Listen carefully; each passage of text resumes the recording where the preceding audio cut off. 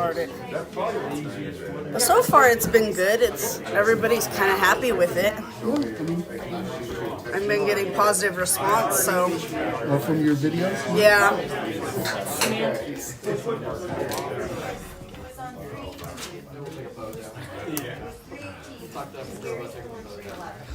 I mean, I don't know how long I'll do this for, but we'll see. Hopefully you won't have to. I know. But even the city meetings, it's 6 clicks to get into their live. So you go on their website, you have to click here and go here and click here and click. Or maybe you'll find the live. So that's why I do the city meetings too, because it's just one direct click. So hopefully the county ones. Are you guys gonna do the county ones? Yeah, well, yeah, so the new boardroom will have it built in. It's actually really cool system.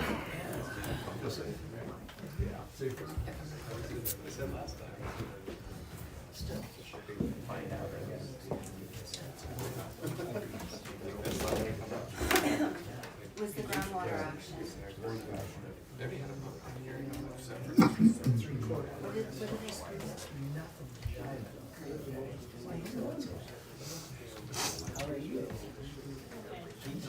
Oh, okay. I got it backwards. Okay. Okay. Got it. Okay, thank you.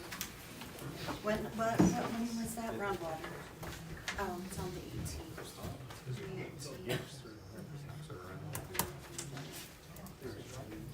Yeah, they didn't send me an agenda for the last city council meeting.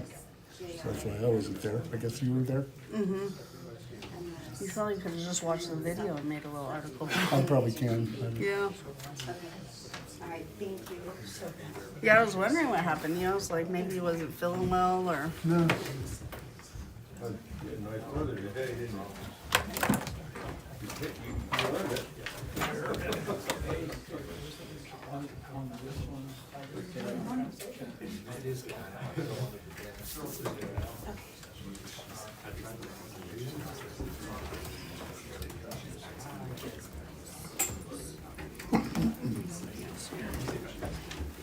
All right. Hey, Michelle, wait 1 second before you, Oh, perfect. okay. All right. We didn't want to bypass you. You don't bypass me. Craig, we're in good shape. He was You're good, shaking Craig. until it's taken care of. Okay, are you boys ready? Okay. Okay, we're live. All right, we'll bring the meeting to order and pledge of allegiance. Craig, will you lead us in? And he selects. I pledge Allegiance to the flag of the United States of America and to the republic for which it stands, one nation, under God, indivisible, with liberty and justice for all. God, thank you for this day. God, thank you that that you've brought us together, God, to go over the county agenda here. And God, that you would just guide and direct this to make those right decisions, God. And God, I just pray for each and every one of the county employees throughout the week, God. God, that your hand of protection would be upon each and every one of them, God, and bring them back home safe. And God, just give each of the board members the wisdom that we need to for this agenda, God. God, that we would make the right decisions. And I pray all of this in the name of Jesus. Amen. Amen.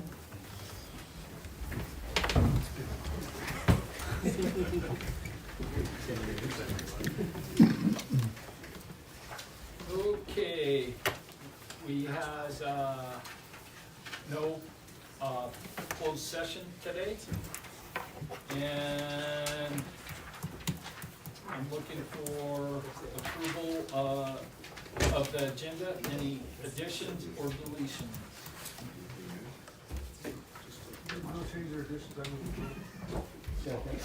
Okay. Supervisor Albaugh made the motion. Supervisor Bridges seconded it. Anybody from the public? Okay, seeing none. All those in favor? Aye. Motion passes. Okay, public comment.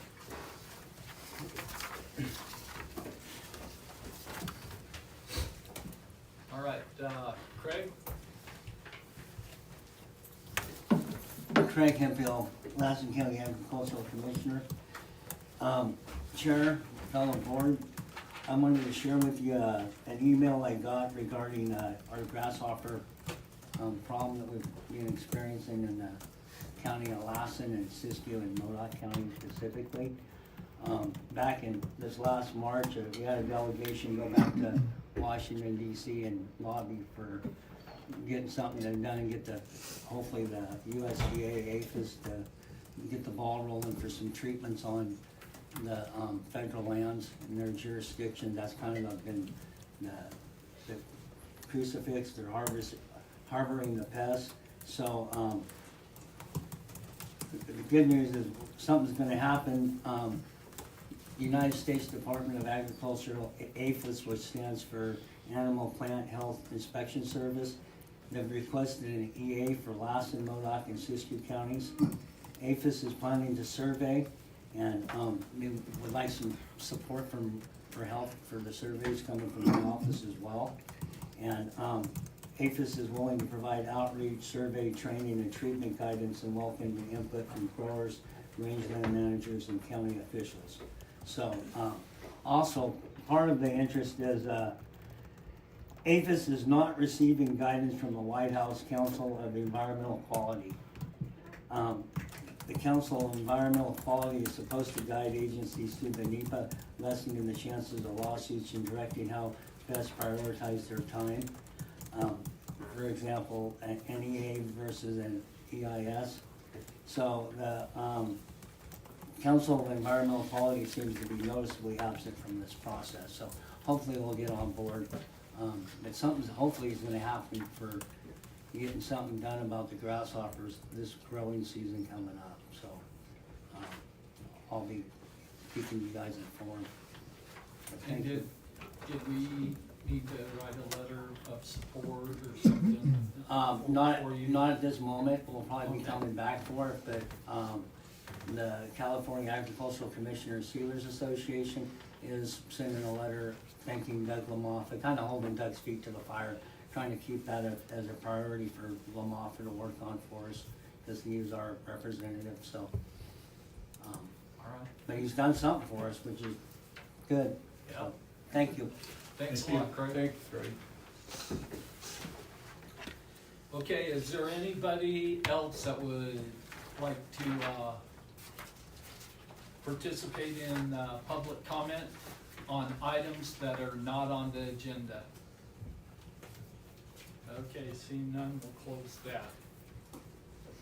So we're gonna move to 4 unagendized reports by board members. Mr. Scanlon, will you start us off? Sure.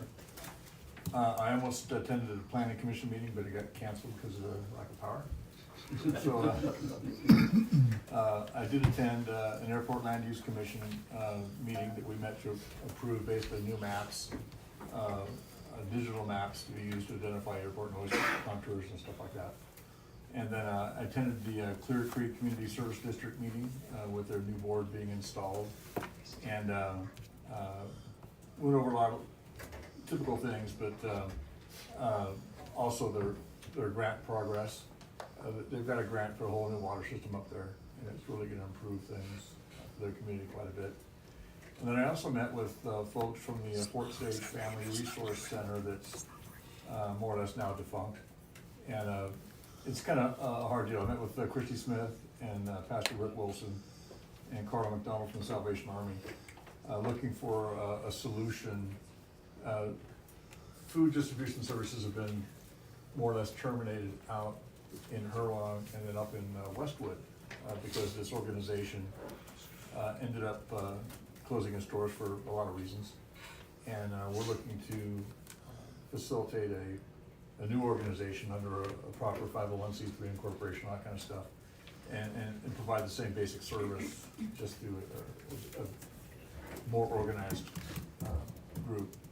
And so that's in progress. And then I also met with representatives of PG&E, along with Silas and Maury, talking about issues between PG&E, Elma, and Honey Lake Power, and keeping power, going to our community, just really lines of communication.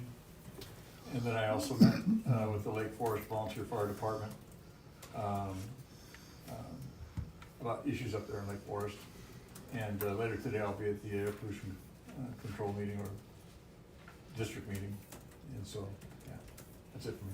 All right, thanks. Gary? Okay, I had a pretty quiet couple weeks, but on the 27th, I was in Quincy for the Lipscomb meeting, which is Lassen, Plumas, and Sierra counties.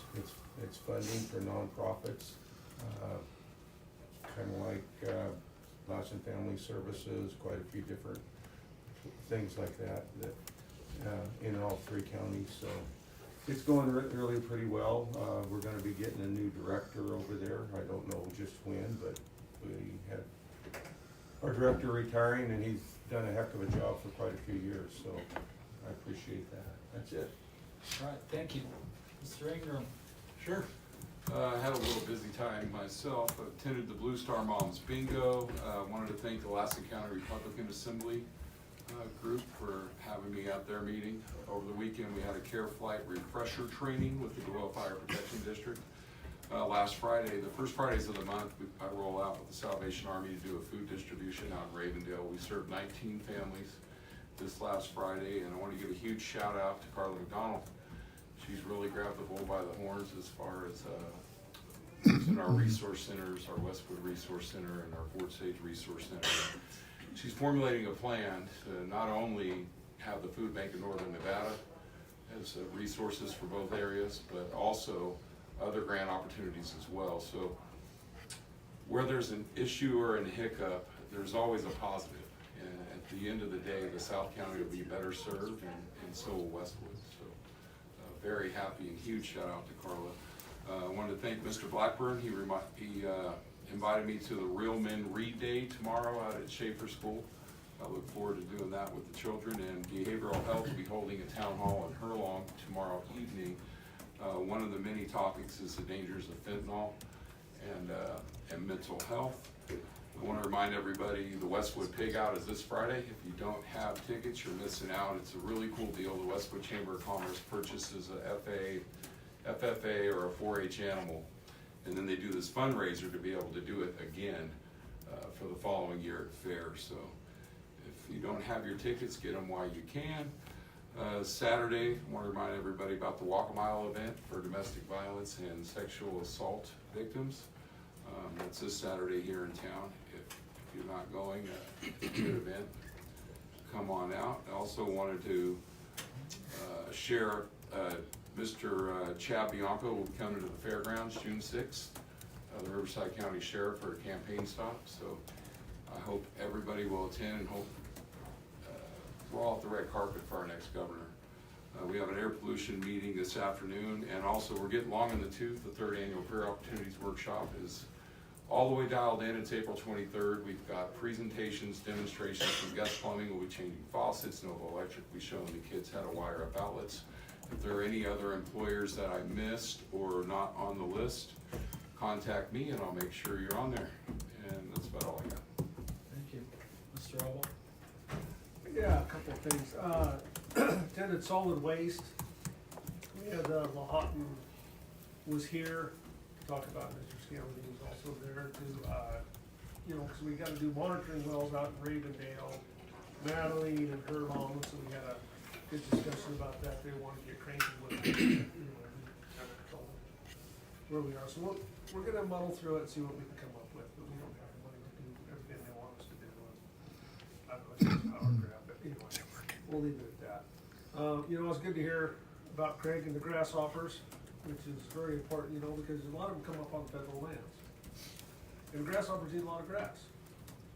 And if the grasshoppers eat all the grass, and then can't put cows out there, we can't put cows out there, well, then the wolves can't live. So maybe that's something. you know, we'll talk about them later. Different handle. Let's see, attended RCRC, as well, went down to Sacramento for that. We had Wade Crowfoot there. He was, the director for the natural resources, and the Department of Fish and Predators falls under him. And so anyway, I informed Mr. Crowfoot, Mr. Bottom and his staff were virtually useless. They need to do something about it, but wolves are on his forefront, and I think there's gonna be some stuff. Hopefully, moving forward, we'll have to wait and see, and I did get a letter or a notice from Mr. Bonham saying they're getting ready to move on to phase 2, which is, it's a step in the right direction, but it's still not gonna solve the problem. They need to go back and make some major changes if that's ever gonna happen, I don't know, but anyway, we'll have a discussion about that later. And I guess we'll do the highlights. All right, thanks. So, yeah, so, I'm going to attend the air pollution meeting, this week. To the, Blue Star Moms event was good. My wife said that it was very well attended, and, she wanted to thank all the community. And then, Lassen County, Veterans Day Stand Down is on May 17th at Lassen County Fairgrounds from 9 to 3. I attended that last year and it was very well attended, and hopefully everybody can attend that. And then on today, the mental health services stakeholder meeting, and they're gonna have an update at 1400 Chestnut Street, Suite A, from 3 until 5:30 today. They also have one scheduled in Herlong at 9, on the 9th, at 3 o'clock. April 16th at Big Valley, and April 23rd in Westwood. So hopefully you guys will be able to attend that. And that's all I have.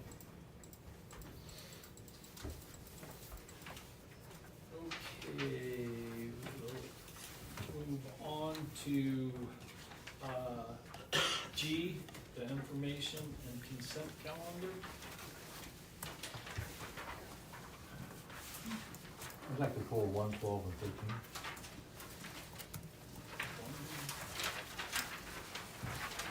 Well, And 15. 15. 13. Okay, G5. G5, G8. I know that 7's gonna already be full.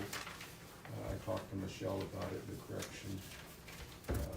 You're pulling that? I'm not pulling G7? it, it's gonna be. No, you need to pull it. I need to pull it, Yeah. okay, I'll pull it then. G7, anybody else? With that, I'll move to accept the remaining balance. Okay, so Supervisor Bridges made a motion, second. Okay, is there anybody from the public that would like to comment on that? Okay, seeing none, all those in favor? Aye. Opposed? Motion passes. Okay. Mr. Scanlon for G1. You know, we could probably do 1, 12, and 13 at the same time, because it's the same question, basically. You have to vote on them separately. What's that? You have to vote on them separately, but. Okay. Looking at like number 1, it totals out to $2,750, and then you add the other 2 on there, it's another $1,000. I'm just kind of curious, with these expenditures, how much is in the budget for discretionary funds, and how much we use and what's left? 20,000, so we try to divide it equally by 5. Okay. Kind of a gentleman's agreement. Every supervisor gets $4,000. Okay. But I better hurry up. You're getting long in the tooth, and the auditors part of it, they really like it. Well, I'm just looking at like, what, you know, where are we at? I mean, and I know Sam's not here today to ask her that question, but, We'll give you the info. okay. Yeah, and because you come in at half the year, so you need to check with Gallagher to see how much he spent and how much he has left. So it goes to the auditor or mortgage or Sam, so they can tell you what's left in there if you want it. Right. And you don't have to spend it all. True. It's just- It'll just stay in the general fund that way. But if I don't, you will, right? It doesn't No, I work like won't. that, so- Okay. All right, is that it all? the That was my questions you have? question, I got the answer, so, thank you. Okay, with that, do you Yeah, have motion? a motion? I'll make a motion to approve. Second. Okay, motion made by Supervisor Scanlon, second by Supervisor Bridges. Is there anybody from the public? Seeing none, bring it back here for a vote. All those in favor? Aye. Opposed? I'll make a motion to approve G12, is that how we're gonna do it? We're going to, G5, Mr. Ingram. Oh, I thought you were doing all these at once. Okay. You know, I pulled this just for discussion purposes, you know, you look at the hires, we had 5 hires, and you look at the losses, we're still going backwards. So, you know, I just wanted to point out that it's a tough road out there. And that's why we have a bunch of vacancies and whatnot. I don't know what the reason is for the leavings, but, you know, we just, we're just falling backwards. It's like the third, fourth time in a row I brought this up, so, you know, I just wanted to point that out. Yeah, I think that, we need to start taking a hard look at our personnel and stuff that, the reason why we can't, keep staff, so. And I'm sure I there's a think that's a multitude, very good point, that we need to get it on the agenda one day. I'm sure there's a multitude of reasons, but, anyway, I just wanted to point that out. And you can also see on here where, what departments are losing and which ones are gaining, and you can just kind of keep track of it that way. That was it, so with that, I would move approval of G5. Okay, motion made by Supervisor Alba. Second. Motion seconded by Supervisor Scanlon. Anybody from the public like to comment on that? Seeing none, all those in favor? Aye. Opposed? Motion carries. Okay, we're gonna move on to G7, Mr. Bridges. Okay, there was some of the minutes that were missed, and I covered it with Michelle, and they've been taken care of. So with that, I'd like to make With a those corrections. yeah, I'd like to make a motion to accept. Okay, motion made by Supervisor Bridges, Supervisor Alba seconded. Anybody from the public like to comment on that? Seeing none, all those in favor? Opposed? Are we good, Michelle? I'm sorry, who was the second on that? Hey, Okay, thank you.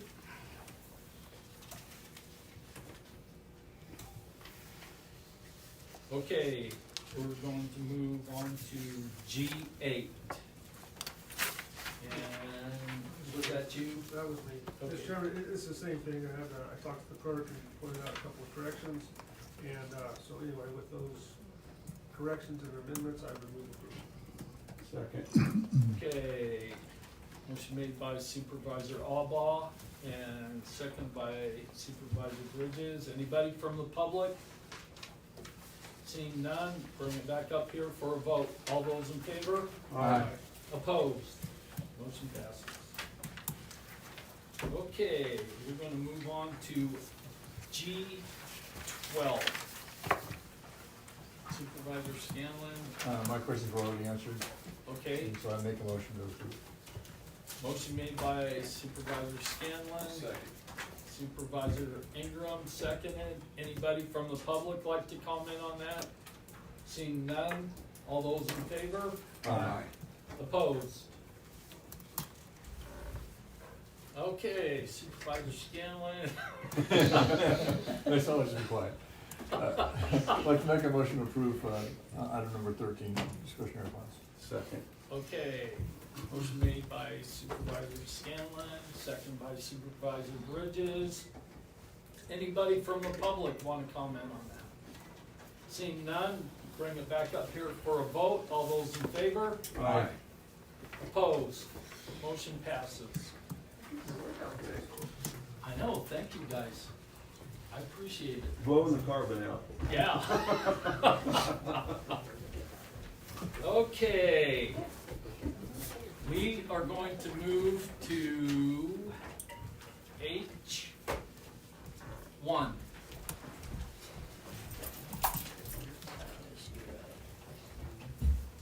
Good morning, Silas Ross, Emergency Services Chief.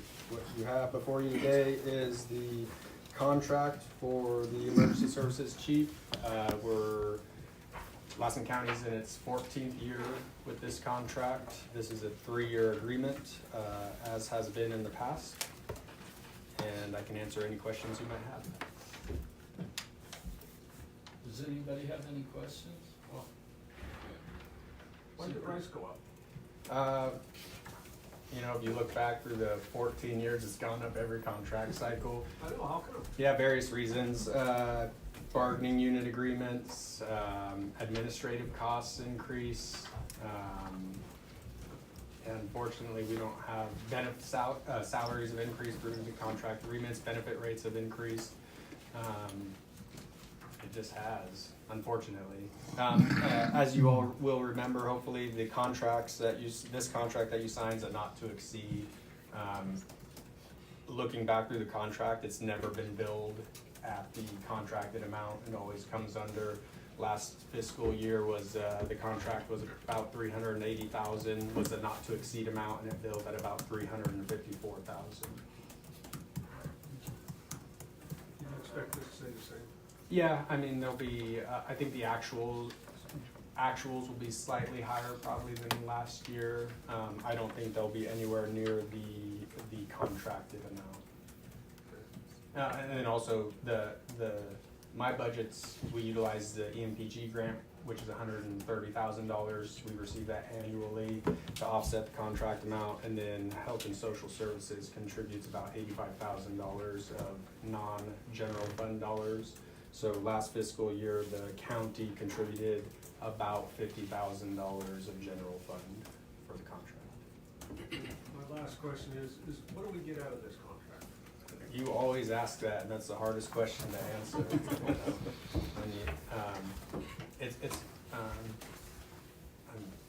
I think, you know, on a large scale, it's disaster recovery is the big one. I just before this meeting was talking to Pete. We're still trying to close out FEMA disaster money from 2017. It requires a lot of staff time, unfortunately, for the various documents and that they want to receive the funding and keep the funding. You know, the EMCC meetings, the ambulance EOA, general disaster preparedness, the county's EOP. I coordinate with planning and building on the hazard mitigation plan. The drought task force, unfortunately, that was wrote into law. It's various. Day to day is very dependent on what's happening in the county. It's kind of like insurance, I would say. You don't need it until you need it. Responding to emergencies. I help with the reason HSS contributes is because of the sheltering component. I provide the on-scene response for the small single-family residence fires that displace a family, and then obviously the large-scale events that require sheltering and coordinating with the sheriff's office on evacuations. I manage the Homeland Security grant. I'm constantly looking for new grants that are available. Something that I just started working on and we're this close to getting is a $500,000 grant to buy an excavator with a masticator head and a trailer to pull it around at zero cost to the county. After a 3-year commitment, the county owns the equipment with no matching dollars and no further commitment. So it's all over. If you have something more specific, I can try to answer it. Silas, if I may. Yeah. Jason Vial from Community Social Services. we just dealt with a couple situations, both the potential flooding that happened in Beaver, as well as the weather that comes in. And without Silas, I feel like sometimes, because I'm managing a lot of different things at 7 different departments, personnel and budgets, without Silas, I feel like I'd be way far behind on trying to figure out what we do in these emergencies. I'm lucky because I pick up the phone and Silas has a pretty good direction on whether or not I have to get the shelter ready, and whether or not we need to coordinate with Jim. And oftentimes he's done the coordination for me in advance, and he has all the right people set up for me, and as well as he's the keeper of the plan. So one of the things that we've worked on that I just want to add, Silas has been working with the higher ups in some of these nonprofits and states to make sure that we have vets, the vet program that comes in, and make sure that when we have animals that are connected to the shelter, if we need to, we have people that are coming in to check on that. That's something that we've worked on. The other thing is called kids camp. So one of the things that we've worked on too is that people will come to camp depending on how long the evacuation centers are up, and they'll make sure that the kids are, kind of having something that they can do, that they're not just focusing on the tragedy. So without Silas, a lot of those things wouldn't happen, and I just wanted to echo, everything that he said and more, because he does a lot of things that often goes unseen. So. And so, I guess, does your boss, does he give you the latitude to do what you need to get done? The fortunate thing for me is that I probably have more of a leash than I deserve. But Eric worked in this position prior to me, so he understands, how it works and what the needs are in the county, and I pretty much have free reign to do what's needed when it's needed.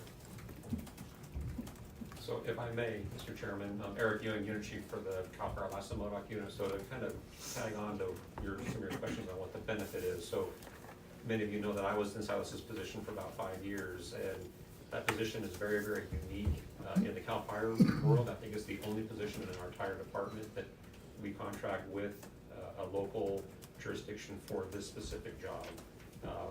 And in my experiences, both when I was in that position and in my new position, working with other units, whether it's on a large fire or in individual meetings, we have an extreme benefit having him in that role. The county gets a huge benefit out of that in many, many different, so many unrealized ways. It's hard to pin them all down. The ones that are very tangible that you can touch and feel are during the large incidents, whether it's the large floods, the FEMA type actions, or the large fires we've had to deal with in the last few years. That's where people get to see and actually feel the benefit, because having him at the forefront working with the incident commanders or the liaisons on the teams that come in, he's running the front for all the county government. He's helping the sheriff out with evacuations or repopulation, the road department on road closures, on and on and on and on. And a lot of other counties, they have that position, but it's not in a public safety realm. Some of them are in the sheriff's department, some are in HHS. They all do it differently. Having him in this role, where he has that knowledge and that law enforcement background and the fire background, is huge. And talking with our different incident commanders of our state CAL FIRE teams, I want to say they're jealous of it, but they see a huge benefit. They're trying to emulate this in some of their own units.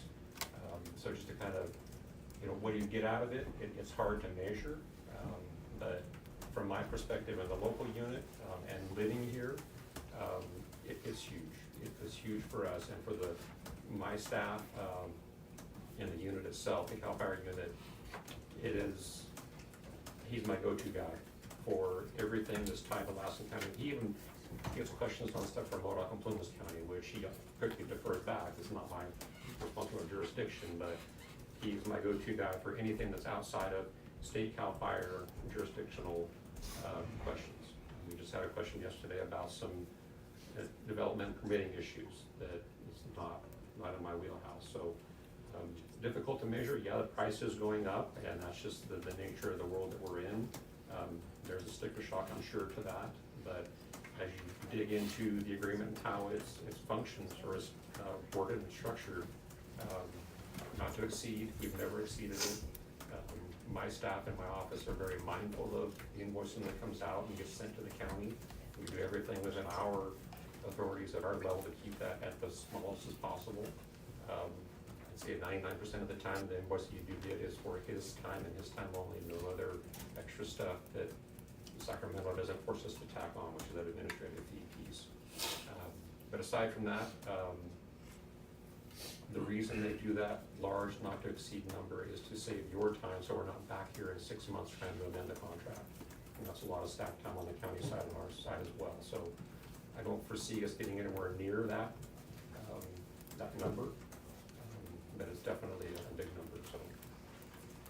Any questions? No questions, I just have a quick comment. I see Silas everywhere. If there's an issue, and there's a problem going on that he can help, he's there.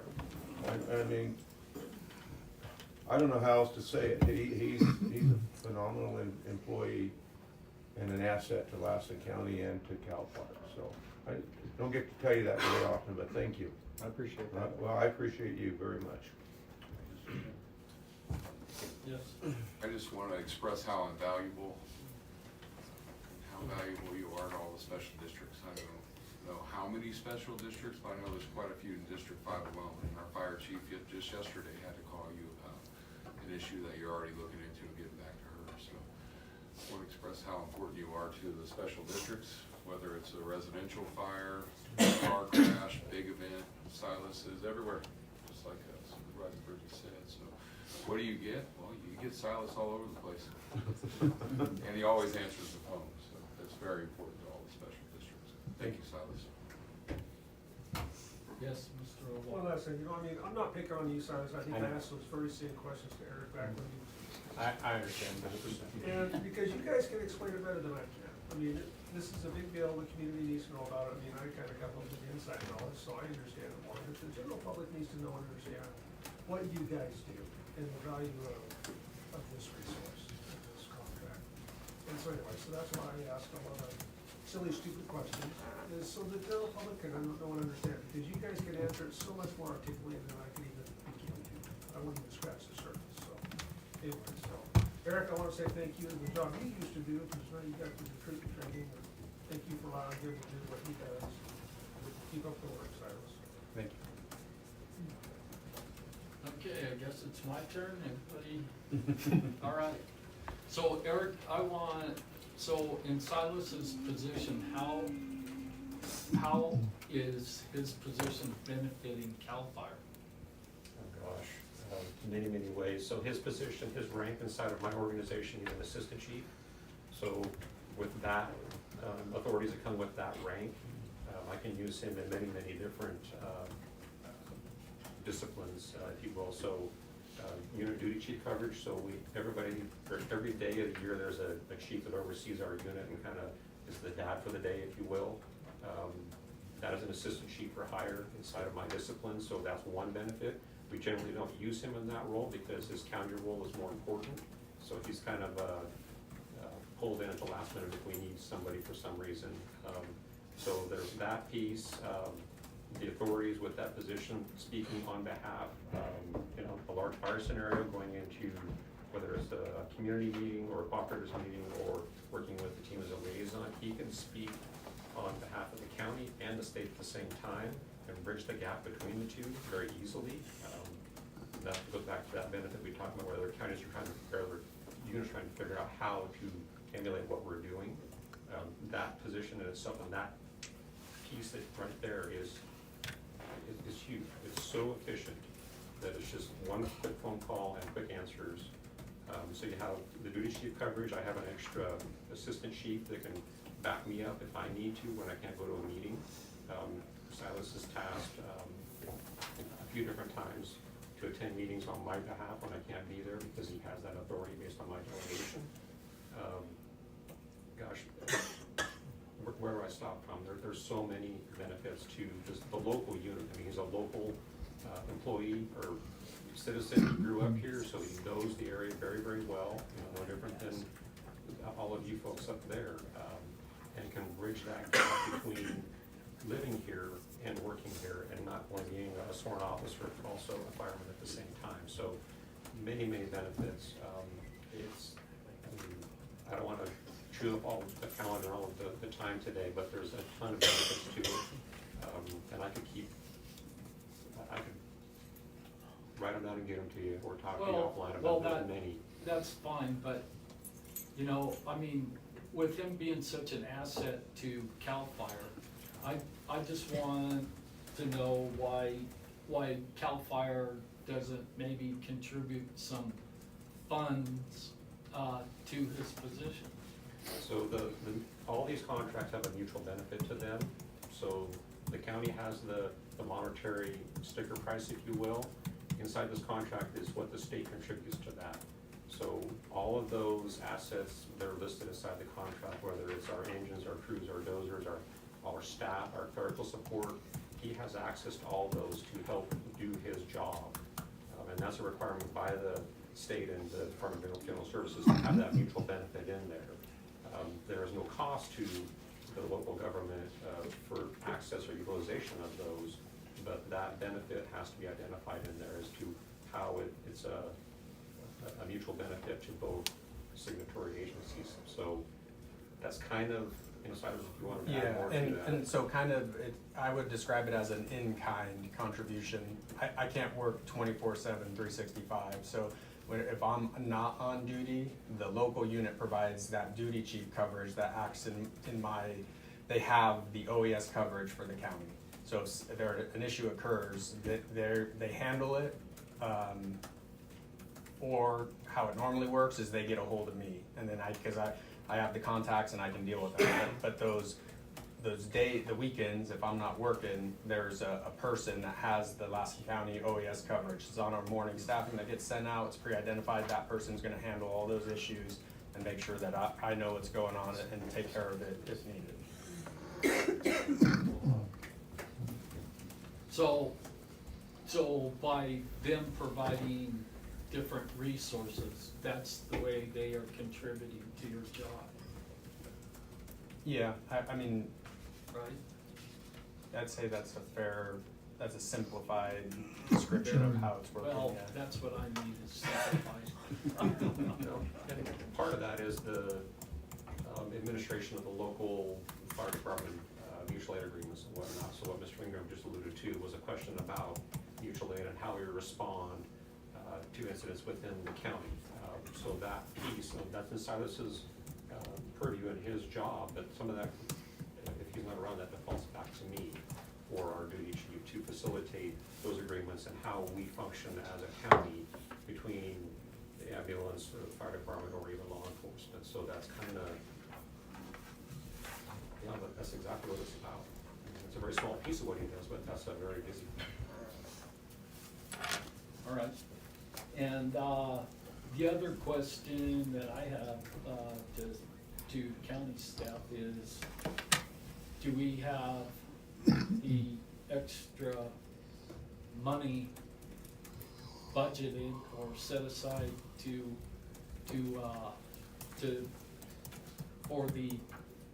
for the contract? Yeah, You know, so just- Silas went over that pretty well. So we budget approximately $50,000 to $100,000 out of the general fund every year, and the balance is paid for, as Silas stated, through the grant, which is about a third, and HSS will cover the kind of balance that we couldn't cover. So as much as a budget is an estimate, it's in there.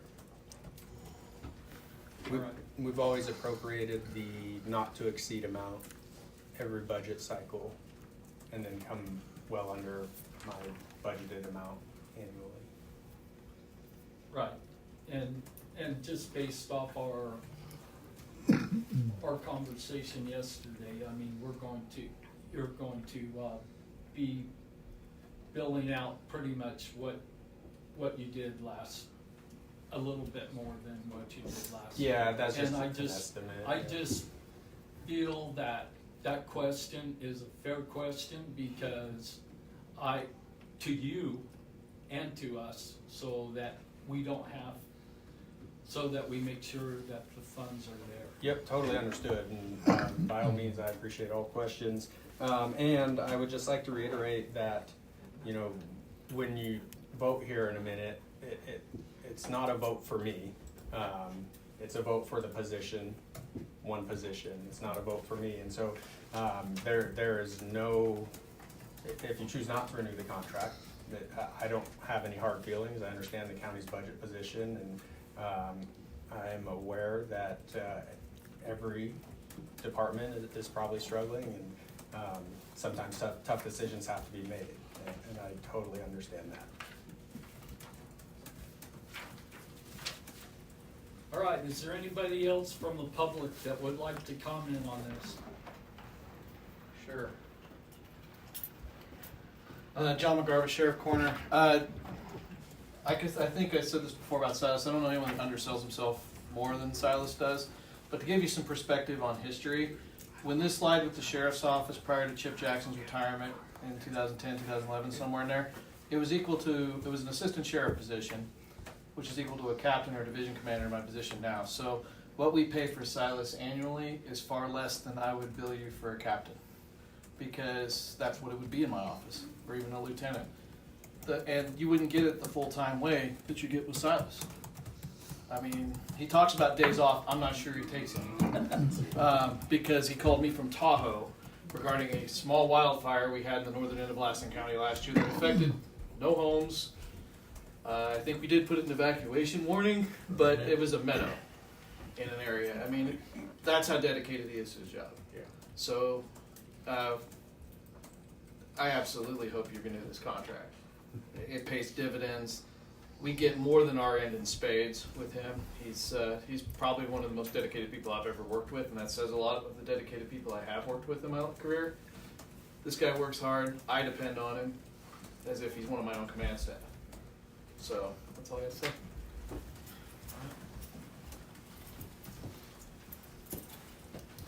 Jason Bial, Community Social Services. I just wanted to add too that we have already made preparations to cover any additional funds. So it will only be what the CAO has quoted for the general fund costs, and then CSS will cover any additional costs from there, just to make sure that we're accounting for that to some extent. So on my end, our fiscal staff has already worked out that, and we have a large invested interest in having Silas do his job for as long as we can get him to do it. So we're happy to pay for it.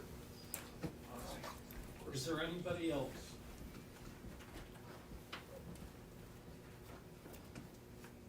Okay, I'll make a motion to approve the contract and authorize the county administrative officer to execute. okay.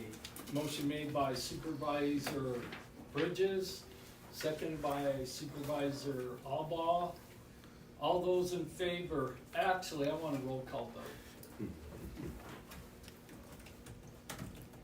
Supervisor Scanlon, Yes. Supervisor Bridges, Yes. Supervisor Alba, Aye. Supervisor Ingram, Aye. Supervisor Neely. Yes.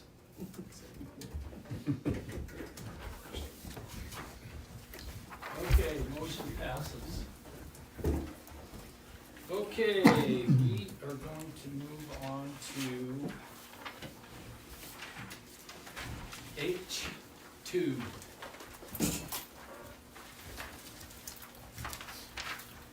Good morning, Mr. Chairman, members of the board.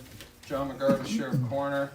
This item is concerning radio console upgrades to the dispatch center that are, quite frankly, desperately in need. The current console we have has been in operation since 2017. It's reached the end of its usable life, and hopefully Cheyenne can help me explain any of the IT stuff that goes with this, because if you want me to get technical, I'm not your guy. I hit the button and it works and I'm happy. So when it doesn't work, I'm not happy. But this is about software and equipment upgrades that are needed for the dispatch center. Without these upgrades, the dispatch center, the equipment will start failing. We won't be able to do what we need to do. Plus, we're adding a console so we can have a fourth dispatcher on duty, even if it's just to run paperwork or assist, or I can put someone in there to manage phone calls. Because all our phone calls now come in through the system, and you've got to be plugged in, and it really matters. And maybe if you have any IT questions, I'm gonna have to defer to the IT department. But I do know I need it. We have the money to pay for it. We've already allocated the money into the dispatch budget, which is 130-0523. It's not to exceed $150,000. It's supposed to cost about $125,000. We also understand that costs are fluid right now. That being said, I'd ask you to approve the upgrades. Okay. Yes.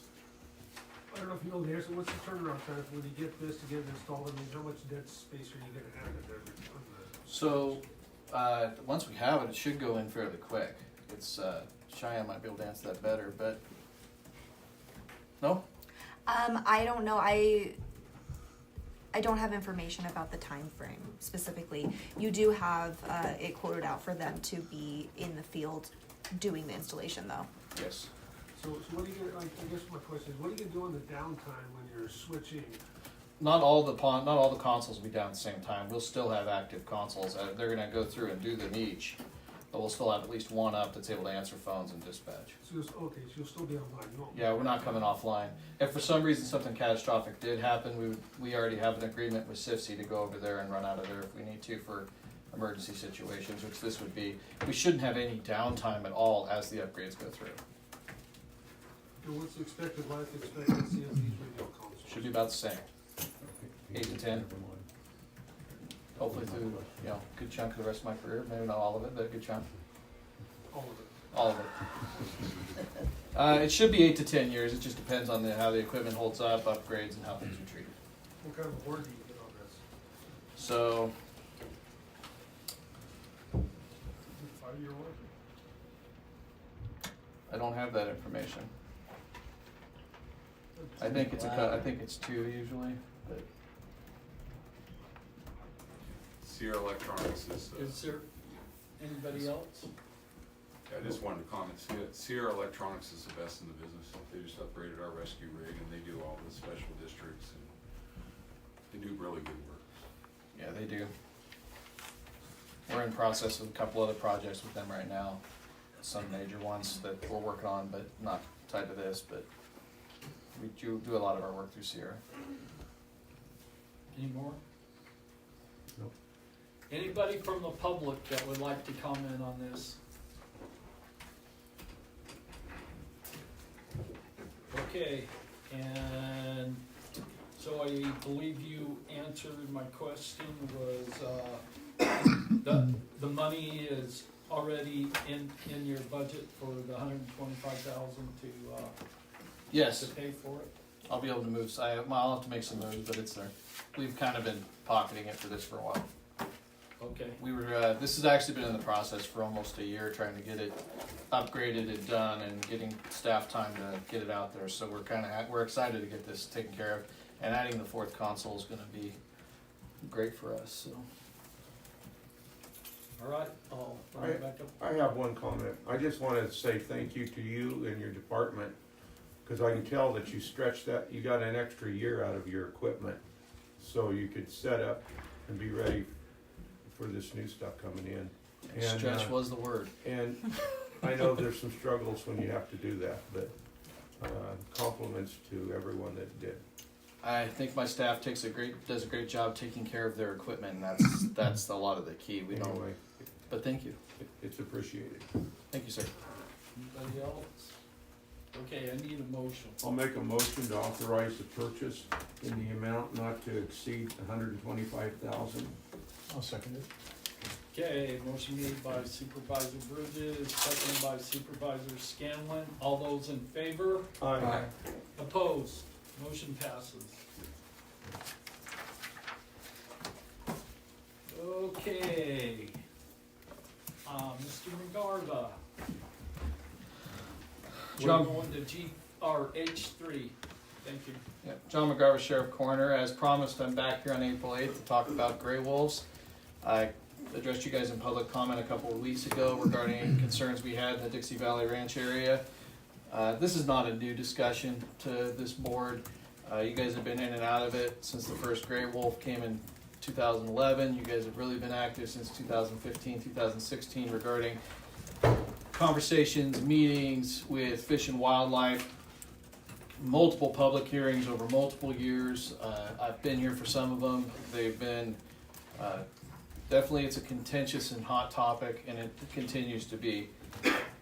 Just a reminder of some history for this. In 2018, you guys passed Resolution 18-070 requesting the assistance from California Fish and Wildlife to expedite their implementation strategies to reduce the adverse effects of the gray wolf in California. It's also attached to your packets. You guys talked about the impacts and the time frame and the gray wolf being listed on the California Endangered Species Act, passed unanimously then. 2020, you guys sent a letter to several officials of California Department of Fish and Wildlife and the Fish and Game Commission concerning the gray wolf and its presence in Lassen County. Obviously, there was concerns about the classification of the gray wolf as an endangered species, and it's being conducted without a scientific basis or determination. This has only gotten escalated and became worse as the years have progressed. I've been present for other discussions since 2020 regarding these things, but it was brought to my attention again that it had really gotten more serious since the beginning of March into February. There was an increase in depredations at the Dixie Valley Ranch in the Big Valley area, which drew me up there. Since then, we've had additional kills at the Willow Creek and the Willow Creek Valley at the Hanson Ranch. They sent me a list of, I believe, 7 total kills you've had since November. And then we got a report that Modoc County took care of for me. It was 2 additional kills off the Newbie Ranch near Ash Valley, that area. So obviously the problem is not getting better. Current state law has them as a completely listed protected species, cannot be taken. They are a non-game mammal according to the Fish and Game Commission.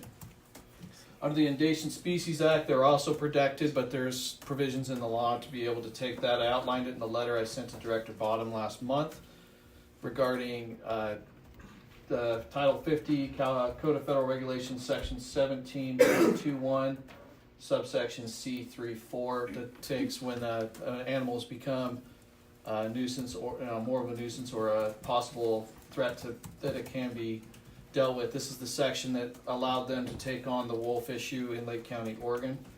That wolf had 8 kills credited to it before they finally got a permit issued and a federal trapper was able to take it out. Now obviously Oregon's law is a little different. They don't have an Endangered Species Act in Oregon. They rely solely on federal. So that's where California and Oregon are different. There is a provision under 2081 of the Fish and Game Code that allows for non-game mammal to be taken for management purposes. However, in my numerous discussions with Fish and Game since this has all started, they don't see that we're quite there yet. I attended a meeting at the Dixie Valley Ranch. Supervisor Alba was present for that meeting. We had a long discussion with Assistant Chief Chris Stutz and Tina Bartlett from Fish and Wildlife regarding where things have gone, the problems that we're seeing, and how the wolf pack has increased in their population. We did a tour of the ranch. We walked around. We talked about a lot of these things. One of the things that I immediately noticed was that once again they placed the onus on the feds. The feds are placing the onus on the state, as the state is taking the lead. When I talked to U.S. Fish and Wildlife Representative Mike Sen, he said that they have been asked to take a back seat as the state takes a lead role in dealing with wolves. So I have some back and forth that's going on between the two agencies. I've had bi-monthly meetings with Assistant Chief Stutz since probably late last year after the mountain lion issue arose out on Wingfield Road, and we've had a couple of other issues since.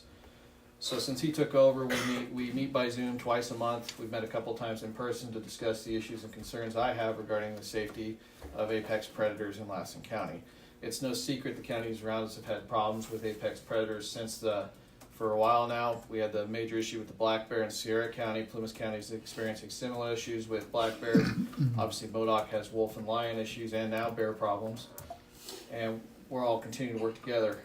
I've since met with the sheriffs of Modoc, Shasta, Siskiyou, Sierra, and had talks with Plymouth regarding what their plans are regarding how they're approaching the wolf situation, and each is taking action as each county believes is appropriate. I met with Sheriff Dowdy and Sheriff Fisher. We were present for a cattleman's business meeting for Fall River Big Valley area on March 22nd. Congressman Lamalfa and Assemblywoman Hadwick were also present, and I believe there was staff from Senator Dowley's office, even though I didn't personally talk to them, but they were there and they're talking about federal legislation regarding trying to get them delisted, the gray wolf delisted off the Federal Endangered Species Act. That's been called the Pet and Livestock Protection Act. It's in committee still. It hasn't made it past there, best that I can tell. And that came out of legislators in Wisconsin and Colorado that had drafted that legislation. But back to Lassen County, we're continuing to work here. I've since met with Assistant Chief Stutes again. Commissioner Hemphill and I met with them last Thursday over Zoom. I don't think I'm wrong in saying that meeting was not productive. Their answer, as much as I hate to say things that are going to anger people at times, their answer is to send a letter to the ranchers and tell them to remove the attractants that are inviting the wolves onto their property. That met with significant pushback from me. I told them that that would not be recommended, and if they do that, they could expect large pushback from this county. I think I got him to back off of that position. Thank you. Met with Director Bonham with other North State sheriffs yesterday. I cannot call that meeting productive either, but at least he came to the table to sit down and discuss it with me. After he took me to task for going to the press instead of him first, don't care. I represent the citizens of Lassen County, not the Department of Fish and Wildlife. Thank you. So, I'm trying to be good, Supervisor Outlaw. It's been difficult. I have the things they have told is that based on the population, and I don't truly believe they know how many wolves are out there. I don't think they do. My concern is when it comes to a public safety standpoint is the amount of wolves that are around. The packs have now grown to the point where we're seeing more and more negative contacts with humans. They are habitual. They habitualized to human contact. We talked a lot at the Dixie Valley meeting regarding these mitigation methods that they've talked about, whether it's the noise boxes, the strobing lights, the fladry, the electric fences. There's even people that have went out with drones and yelled at them over speakers to try and get the wolves to go away. Average life expectancy of these mitigation measures to work is approximately 1 week. And then the wolf stares at you. And if a wolf could laugh, I guess it would. But the drone, they said that literally when they flew the drone over the last time, the wolf laid down, stared up at it. The problem is they're actually, and in their own fishing game plan, starting on page 299, the concerns that the public had was that it would become like the mountain lion and the bear, where they would become used to or desensitized to human contact, and then they would start coming in. We've seen great examples of this with bears. When I was at the complex fire in Portola last year, there's 5 black bears eating in the dump right in the middle of town. Got a report last week in Spalding. I got a great picture someone sent me of a mountain lion sitting right in the middle of the road like it owns it. Broad daylight. We're starting to see pictures of wolves in broad daylight. They're not concerned. It's generally a nocturnal animal, and it's out in the middle of the day. So the threat, they're not seeing humans as a threat, which was one of the concerns that was raised when this report was made. They say they have moved on from phase 1 and they're moving into phase 2, which will allow for more aggressive mitigation or mitigation tactics to be used. You'd be able to chase them off your property. You'd be able to do a lot of these things. The concern I have, and I think this is the part that, to be fair to some of the law enforcement people at Fish and Wildlife, I think they see the issue from a public safety standpoint. They obviously they have their job to do and what they have to protect and represent. I think the issue is we're not seeing that, they're not seeing it from even a wildlife standpoint, what it's doing to the deer populations or elk or anything else that's coming around. The deer are being chased into town. I've been a lifelong resident of Lassen County. I don't know that I've seen as much deer in town as I've seen in the last couple of years. At a constant basis, usually about hunting season. About middle October, I see them sitting in front of the jail. And last time I checked, the jail doesn't have a tag, so there's not much I can do about that. So they sit there, but this year, now it's almost year round. We've got deer running around town, they're in residential areas, and my concern is, which we've seen with mountain lions, is they're gonna start coming down towards the residential areas. Obviously the numbers don't support human attacks by wolves. There's only been 2 known human attacks in the last century on wolves that were perpetrated by wolves. Not saying that can't happen again, but my concern is with the increased amount of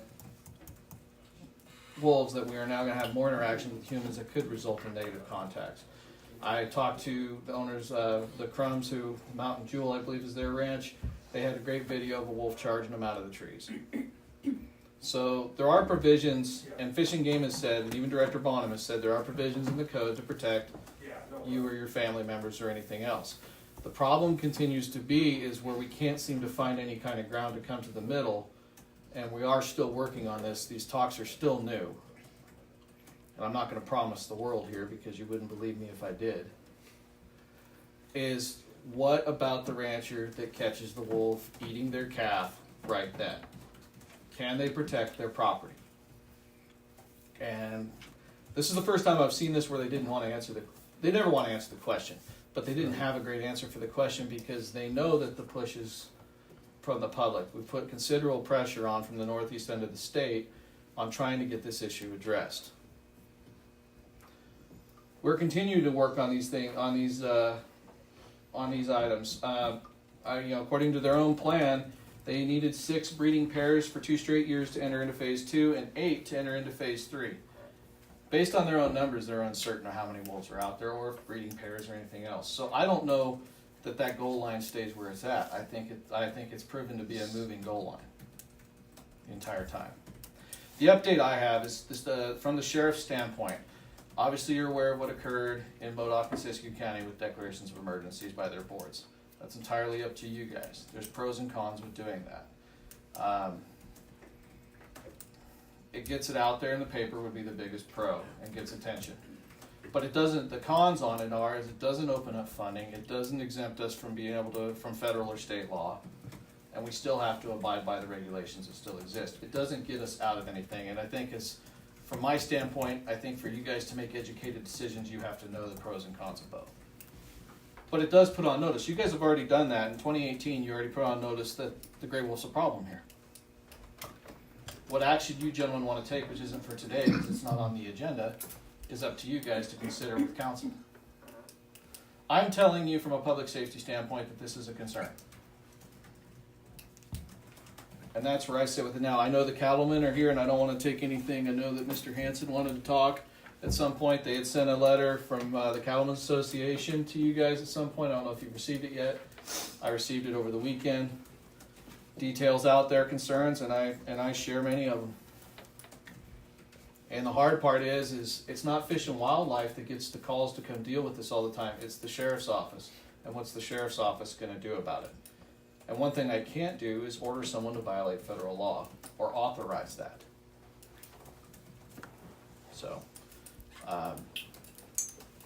I'm happy to take any questions you guys may have. I'm sure you do. I don't really have a question, but it really puts you between a rock and a hard spot. You're trying to protect the citizens of Lassen County, and the federal law keeps you from doing it. That, well, state and federal.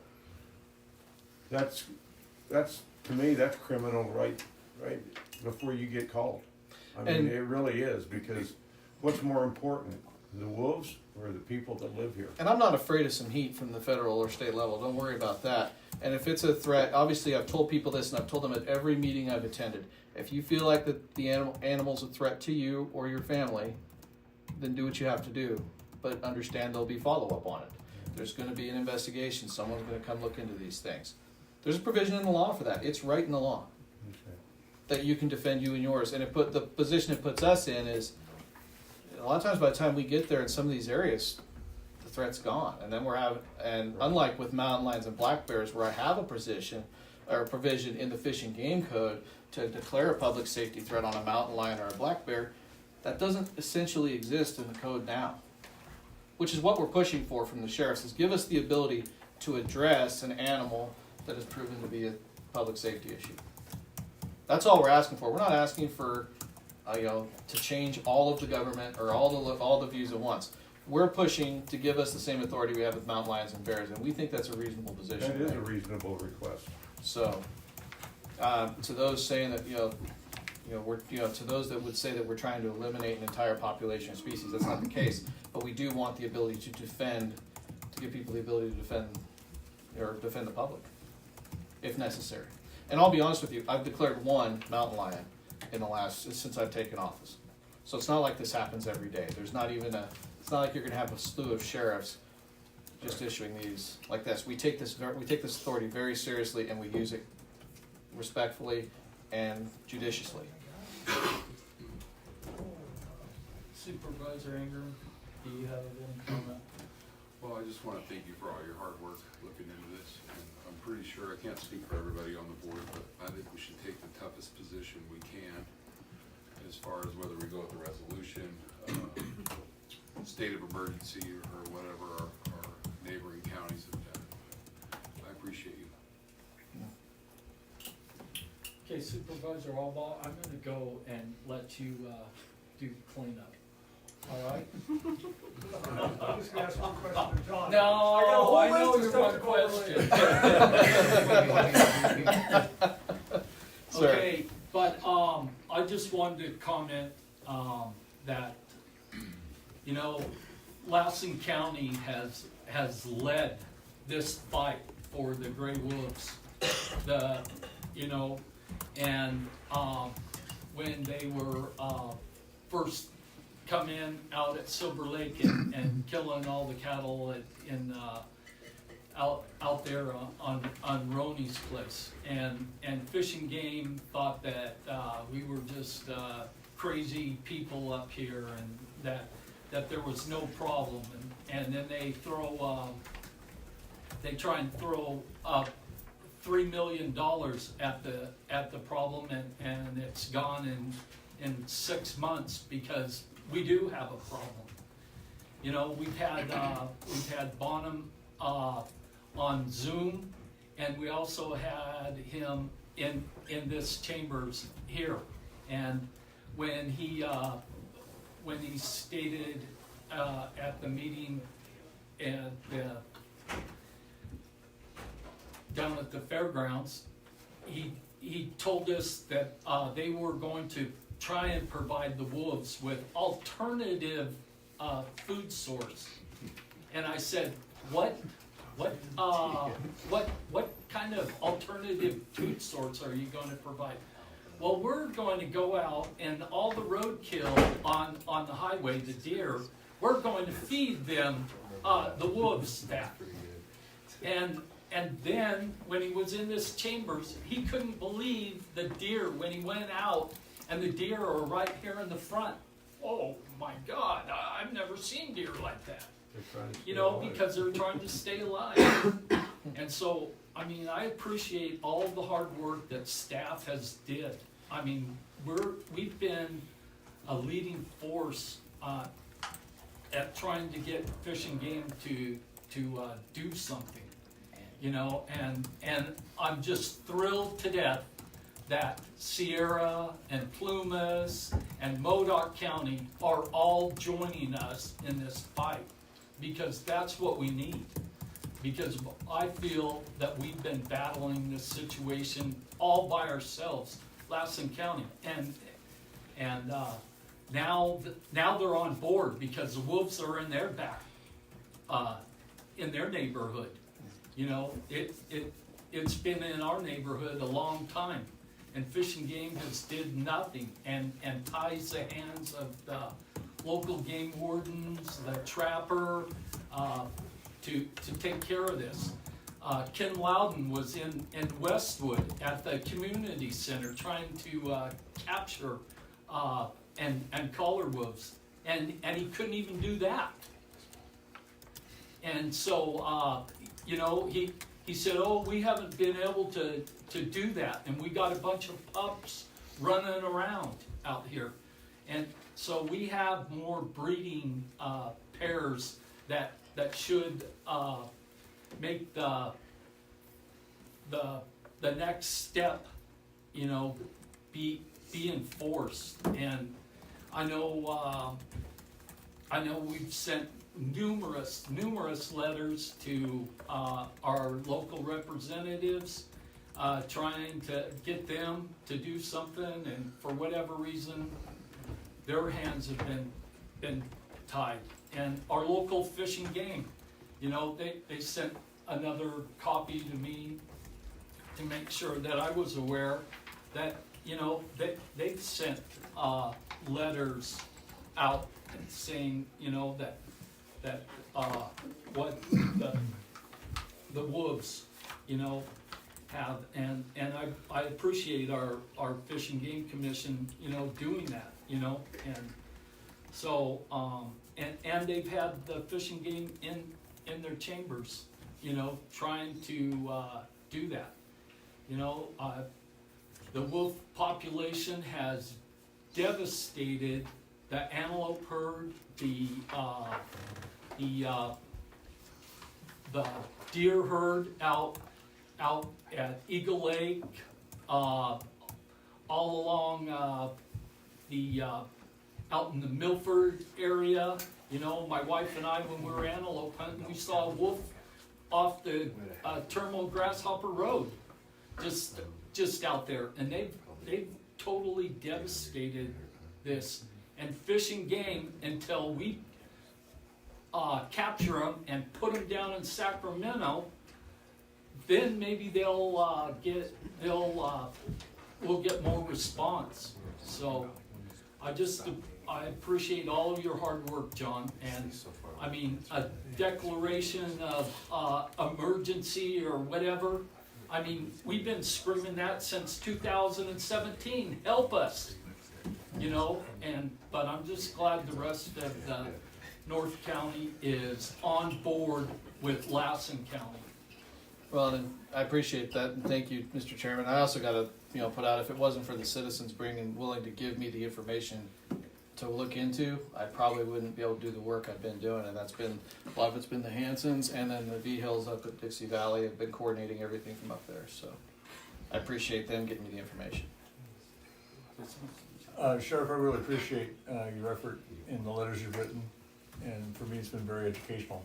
It started off with the Farm Bureau for me a few weeks ago, and they were kind of laying out the issue, which I was slightly aware of, but now much more keenly. And the Lassen Times, Sam Williams has printed 10 or 11 articles in the last month, old articles and new articles that have been very educational for me. As I've gone through the process, what I see is we're kind of working our way from the bottom up, the chain of command. I don't know if it'd be appropriate for the board or the sheriff or the Farm Bureau or whoever else to start writing letters to the USDA, the Ag Commissioner. We'll start working from the top down, because it's an ideological war. It's the wolf lovers and with the tree huggers and some other folks. It's an ideological thing that and the middle crew is all aligned. There's much more of the environmentalists than there are of those that are opposed to what they're doing, and they don't see the reality of it. They have no idea. And perhaps if we started from the top, President Trump or whatever, on down, because that's where the power is really going to be. A lot of these mid-level people aren't going to change anything, and I'm not sure if it would behoove us to formulate a letter or resolution or something and send it to the higher ups and work our way down. California may or may not matter, I don't know, but from the federal standpoint. Does that make sense? Thanks. I do know that the federal legislation is catching some traction because of the pressure from multiple states, not just us. Yeah, well, more letters probably makes more attention. Couldn't hurt. All right, our cleanup man, Mr. Albaugh. I had one question. I was gonna save some of the other stuff for later. One question, John. Yes, sir. Only one? Forward to it. Yeah, the rest is a whole diatribe. I'll be a really long preface to the I'll question. save that, but I'm gonna question you. Go for it. One question. When you drive down to Sacramento, walk into the Department of Fish and Predators, go up to Mr. Bonham's office and put handcuffs on him, and bring him back to Lassen County, arrest him, because no, seriously. So, Fish and Game is, until this last year, they used steel jawed, leg hold, foothold traps to capture and collar the wolves. They were banned by the people of the state of California. so I'm not, at the risk of saying, I'm going to say no for this reason, because kidnapping is illegal. It's not kidnapping, you're arresting. I'm not sure he would see that way. And then when they decided that probably wasn't a legal arrest, then I have another problem on the backside that Amanda really doesn't want to deal with. How's it not illegal? They So- were banned by the people of the state of California. So, that's a fun question though. Not often am I sitting here trying to figure out what I'm going to say to you, but I'm actually trying to figure that out right now. Don't waste your time. been advised by council not to answer the questions. Is that what I'm gonna say? To try to figure out how you It's true, can. he's illegal. If I can't protect my animals, then goddammit, he can't be illegal too. I think you make a valid point. However, They weren't very successful. yeah, they didn't win many from what I know of, but I mean, come on, I mean, if it's, fair is fair. If they can be illegal, why can't we? I would have to see. There might be a reason that he can, and I don't want to sit up here and give you an They uneducated were answer. banned by the people of the state of California. It's rhetorical, John. I know, Anyway. but will this you is look- fun. Will you look into that for me, please? I can do that for you. And then when you drive back, have something go wrong with James, you won't drive 30 miles an hour with him handcuffed, with his hands behind his back in the backseat of your car. That was my that would. question for John. I got a bunch of other stuff for later, but. Oh, okay. Someone save me from this. So, What's later? I don't know, I thought the people. all right, we're gonna have, public comment, John. You Perfect. can, rest. Thank you for a good report, John. You're welcome. If you have any questions, you guys know how to find me.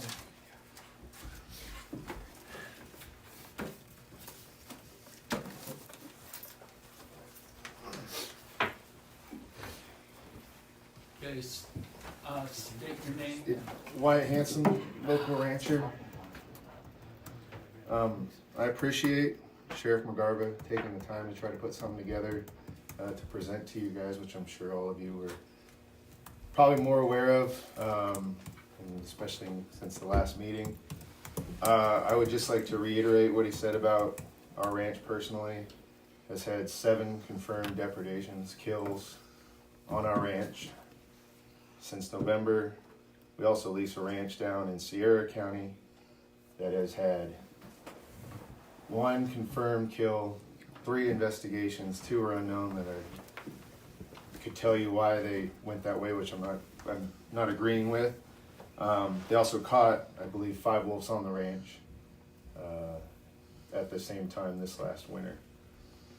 With that, I would strongly urge the board to try to put something together and help us out. Like you guys said, I don't know what it'll be, if it's a state emergency or resolution. We certainly need the help. Even as a good organization like we have with the Lassen County Cattlemen's and State Cattlemen's and Farm Bureau and State Farm Bureau, we do need to put some pressure on that does come from some other entities other than just us fighting for what we see as a just, it's the right thing. I mean, it's very frustrating. I can't reiterate enough. It's not just the individual kills of the animals. We also have cattle, and right now we're in a time where very good cattle prices, and it drives down their weights because of undue stress. The animals can't get pregnant because they can't breed back. You have complete disassociation with the ranch that you grew up on and you've been on your whole life. It's just, and the fact that there's nothing that as an individual that we can do other than, like the sheriff said, if you're out there and you feel like you're at safety's at risk or something, there's just not many avenues that we can take. And so certainly appreciate whatever help you guys can do. And I would say try to stick together with the other northeastern counties. Might be better in numbers. And obviously, certainly if anybody wants to talk to us about it, I certainly would be open to that, either individually or with the cattlemen's or with the Farm Bureau. Certainly could answer any questions or voice any concerns. But I appreciate your help before you even do anything. But I know you guys will try to help us out and do the right thing. Thank you. Is there anybody else? Christian Seymour, Lassen County Cattlemen's president. I just wanted to say thank you guys for letting us talk to you. I sent you all a letter last week. I hope you had the time to read it and at least ponder over it a little bit. You just kind of heard the nitty gritty from those guys. I'm not going to focus as much on that, but I just would urge you to come together with the rest of the northern counties in the state. It's not just Lassen. It is Sierra. It is Plumas. I know the president of California Cattlemen's met with Pluma Sierra last week to discuss this exact same matter, the Board of Supervisors. Obviously, MODOK's already committed, Siskiyou's on its way, and it's working its way all the way down, Shasta, all the way down to Tulare County. So it's a statewide movement. It's not just us. So I just urge you guys. Finally. I just urge you guys to just move forward, work with the other counties, because hopefully in numbers we will be able to get something pushed through. The likelihood is that we're not going to get what we really want, but we need to continue to work that way. So yeah, I just urge you guys to do whatever you feel is best for the county, and just keep in mind that we've been through something like this in the past with the spotted owl. This is the new spotted owl. This could have detrimental impacts to the county, just like the spotted owl did. And just keep that in mind, because if this issue is not handled correctly, we might lose an entire industry just like we did there.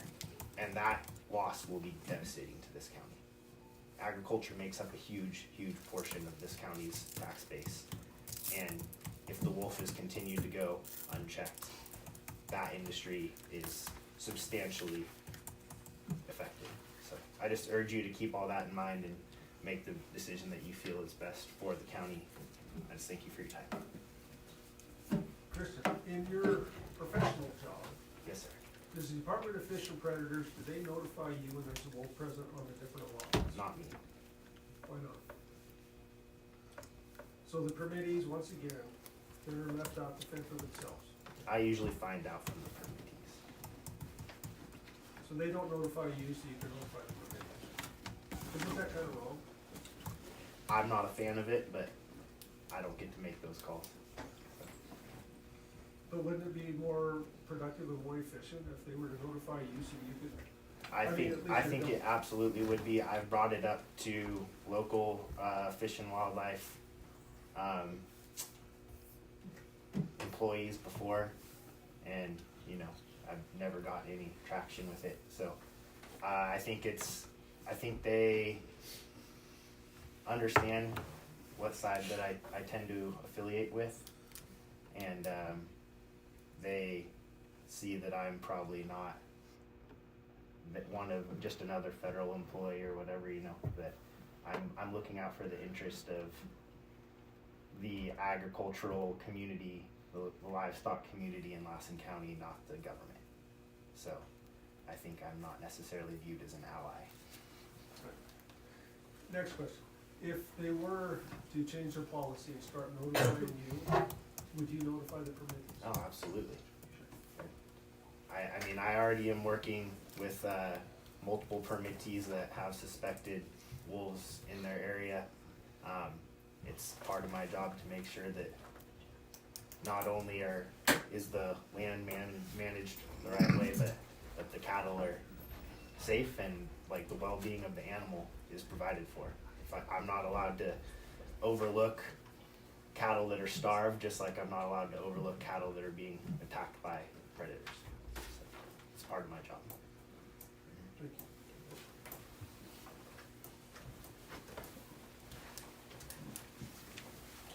you. Okay, Sorry, real quick, one more thing. one more. I just want to say that all 7 of those kills, as the sheriff noted, were right next to the house. Like that was the one fence, and then there's our home. All 7. Just sorry, one more thing. I wanted to make sure that I got it. But, yes, To belabor the point, I used to live next to the Hanson Ranch, and I had 2 little kids, a 5-year-old and a 7-year-old. No fences, lots of animals, and as well they should be notified.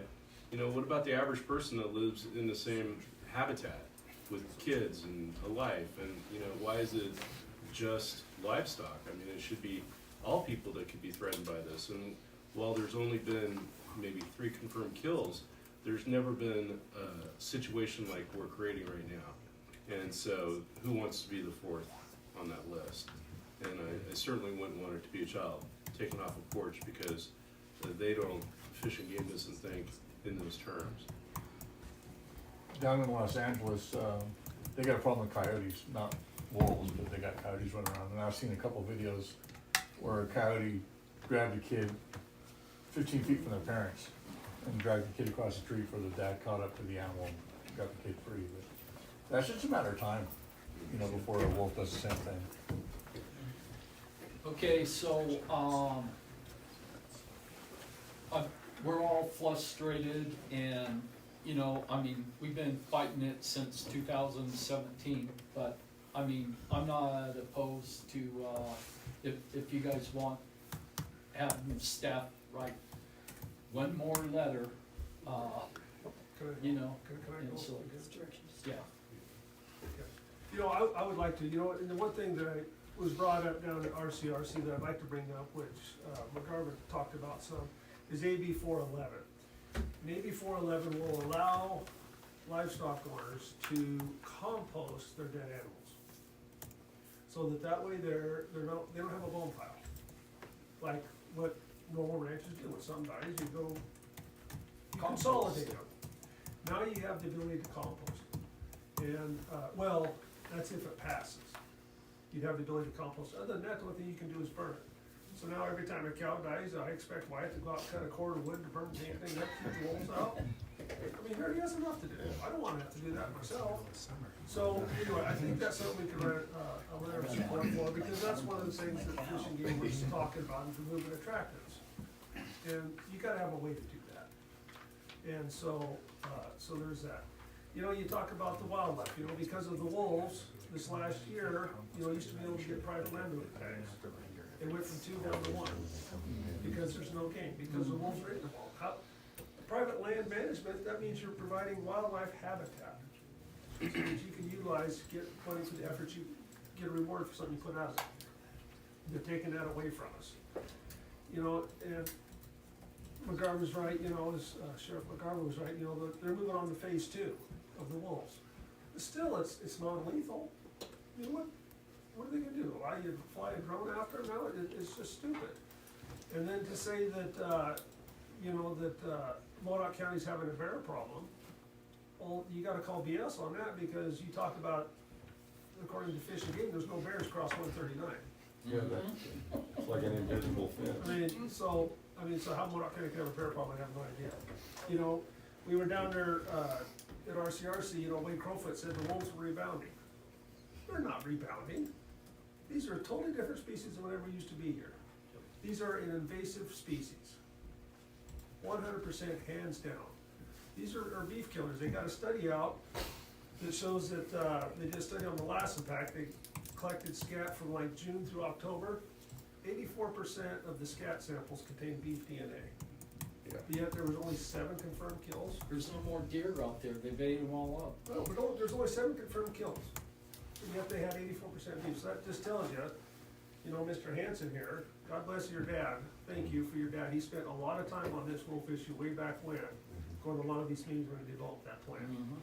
And so, thank you for your family. You guys have been involved in this for a long time. Give kudos to your dad.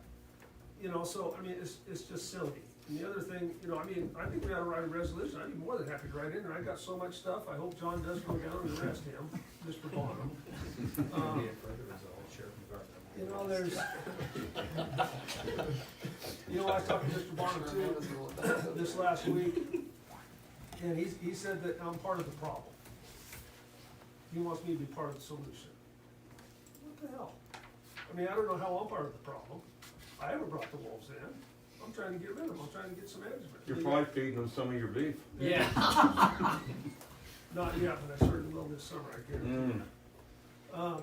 So, but there is a problem, you know, because we have they're listed federally, so we gotta get them delisted federally. And then it's gotta come back to the state, we've got them delisted by the state. But then you also have the Fish and Game Commission who wrote up this policy. And 4 of those 5 people on the Fish and Game Commission, 4 of them live in LA. And so we gotta get some better representation on the Fish and Game Commission, on the state level. And so, I don't know, I think maybe we start with, I don't know, we need to certainly get a letter to Mr. Trump, the White House, to get them federally delisted. You can do it by executive order. But I mean, just delist it rather than throughout the whole state, because he's getting a lot of kickback. Just delist it and Siskiyou, Modoc, Lassen, Plumas, Sierra, and Tulare. The rest of the state can have the sons of a gun.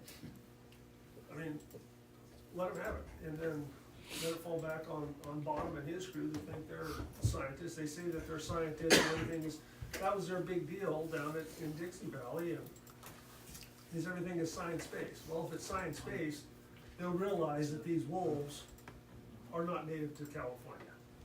They're not native to Idaho, they're from Canada.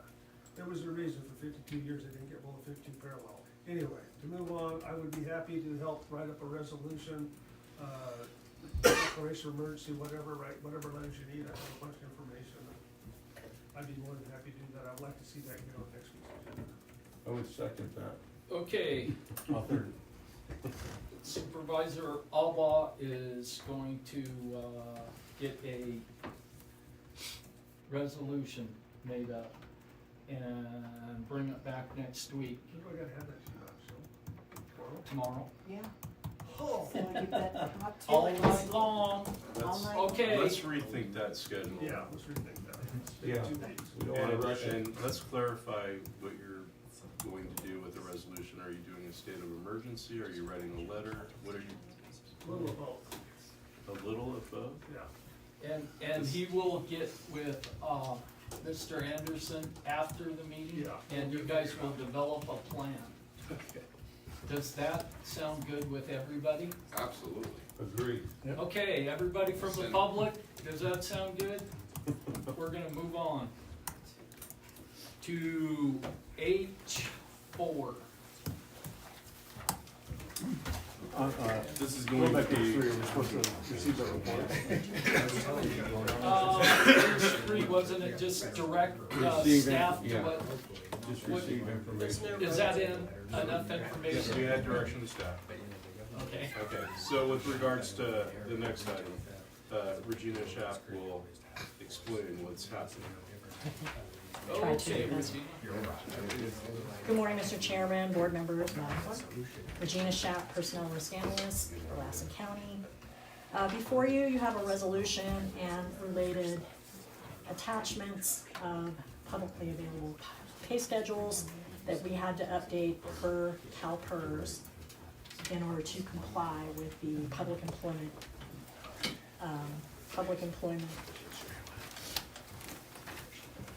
lost my train of thought. Yes, retirement system, thank you, oh my gosh. You may remember the previous CAO, when he approved his contract back in December, had indicated that we would be bringing back our pay schedules to become compliant with CalPERS, as it was, we were notified by CalPERS when they were doing the audit of the previous retired CAO that we were not in compliance. The pay schedules now only identify the hourly rate, and CalPERS under Pearl require that we list the classification, the range, and the steps, hourly and biweekly, which we have done, and you'll see we have like 14 different pay schedules that have been updated because they look back over the last 3 years, which will now include the CAO's pay, and will also include the new format. Also, in the last 4 pages of your attachment, you'll see we have the hourly schedule that we have to update to reflect the CAO's salary, because it was not attached in the previous CAO's contract. So we have to update the range to a 45 to include the CAO salary, because the CAO has to be attached to a pay schedule. And in previous years, the CAO position was not. So we have updated that to become compliant. There are 2 schedules here because the first one, when Tony Shaw had his contract approved, he did not take into consideration the 4% increase that was approved the week before. So we had to do a pay schedule that his contract was approved for in that range 45. I think he started at a step D, and so we had it approved for the 92,7019. And today, with the approval of the resolution, the hourly schedule will be corrected in that range 45 to reflect the 4% increase.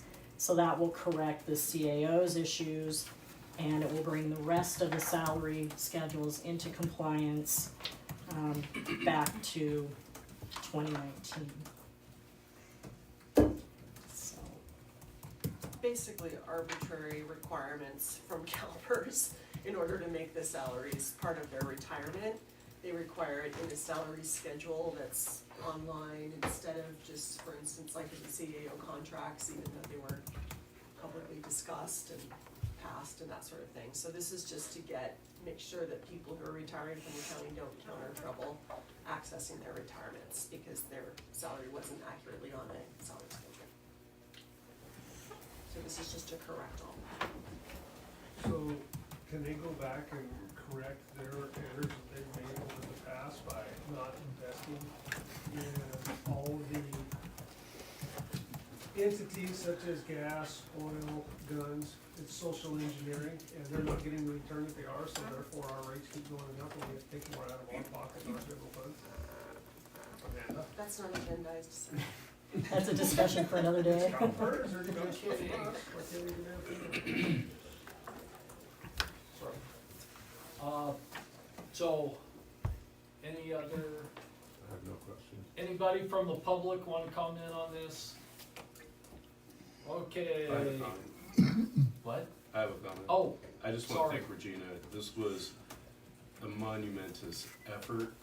It was a Mother May I meeting after meeting with those folks, and she just endured and finally got this put together, and it's a real achievement. So I thank her.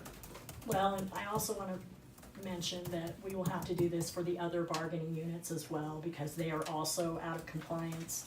And so this will be coming back in phases to you for each bargaining unit, so that we can correct those as well. I'm sorry. It is what it is. Job security. Yeah. And then So, so this doesn't include all the bargaining? It does not. No. That is only for one bargaining unit for the department head or management for department heads, confidential elected. One bite at a time. Yes. It's a big large elephant. endeavor. And so that'll probably be approximately 14 salary schedules with all of the, we did a lot of reclassifications. We did have a lot of salary increases in the last 3 years that weren't usually in normal scope. So, yeah, we'll have a lot of changes.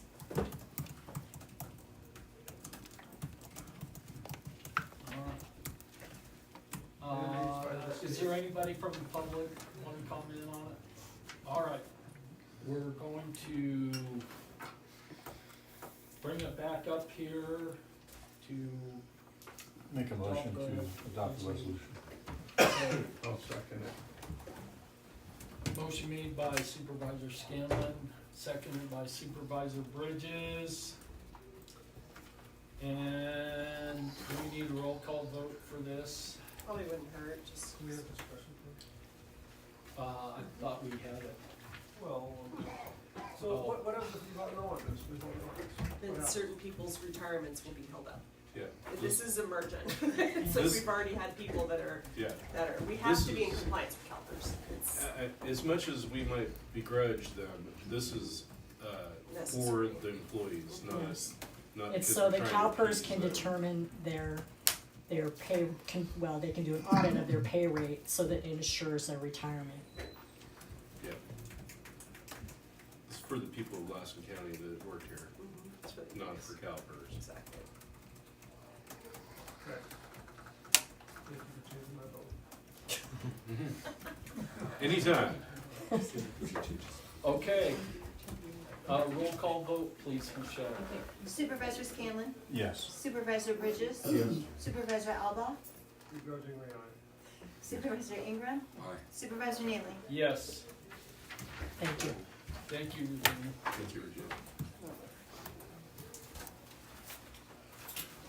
Okay, we're going to move on to H5.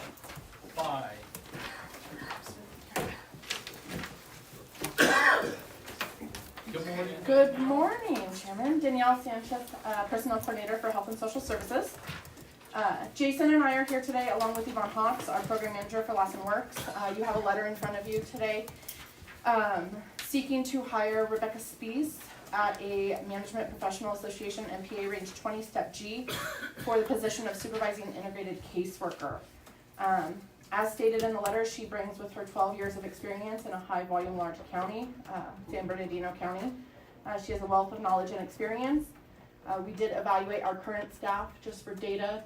We are about 2+ years out from having a qualified applicant in-house. We were very lucky to get her as a applicant. Bringing her on will provide additional support to Yvonne and her management team to continue to provide much needed resources and support to our community that office provides. I will entertain questions. Questions? You be here after lunch? Yeah, I'll be here. What's your, No, I'm sure you guys are going on the fiscal aspect of it, is she very good at fiscal or just administrative? Don't mind whatever.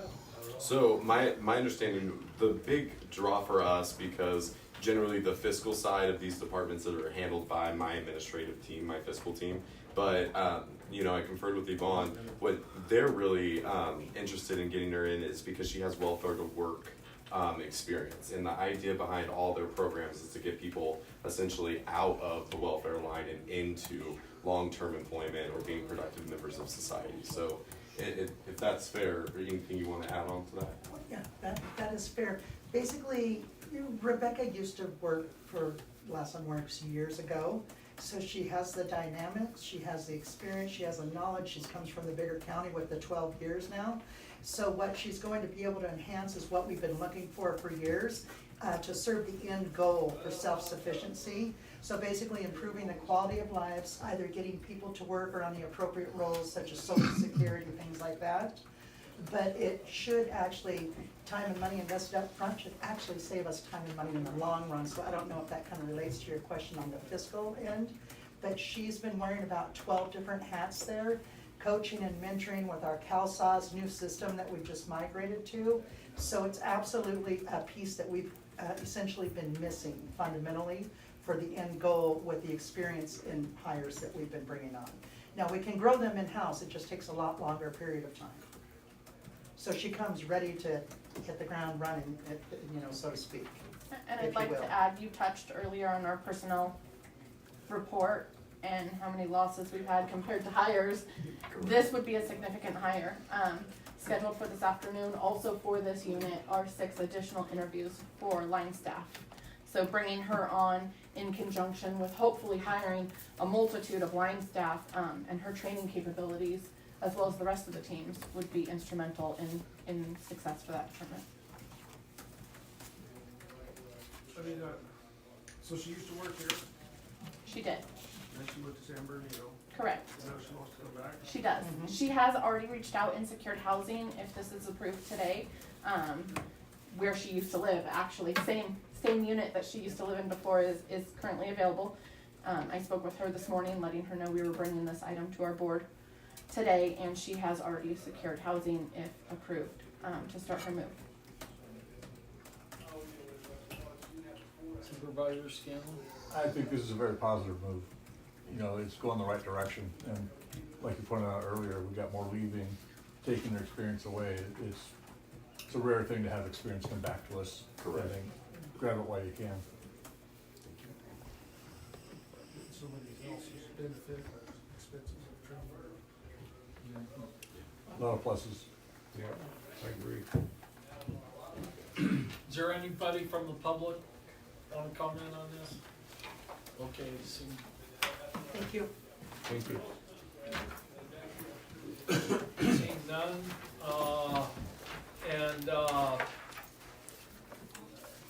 we already have the money secured for hiring her at this range.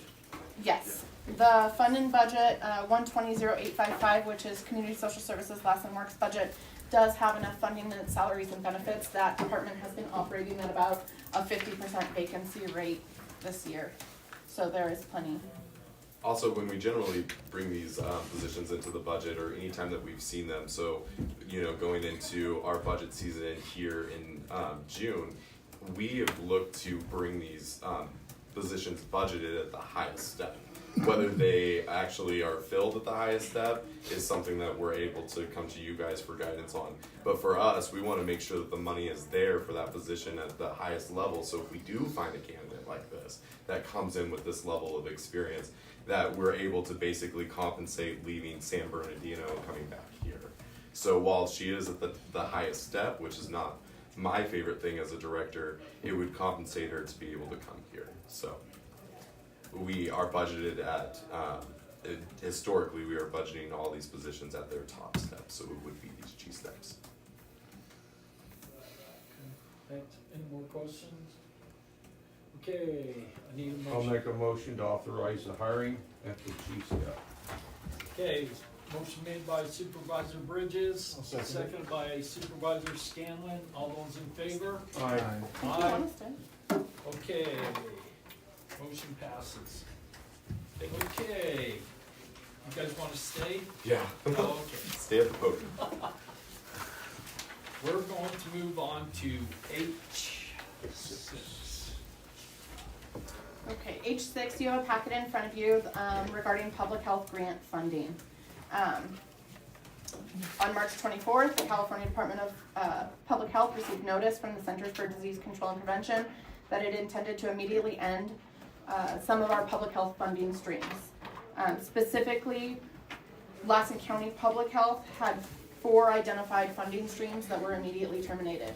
Work was to cease as of March 24th, and they notified us that we would have 30 days to finalize those grants and submit invoicing to the state for reimbursement. They later followed up, sorry, my notes, I've been scribbling.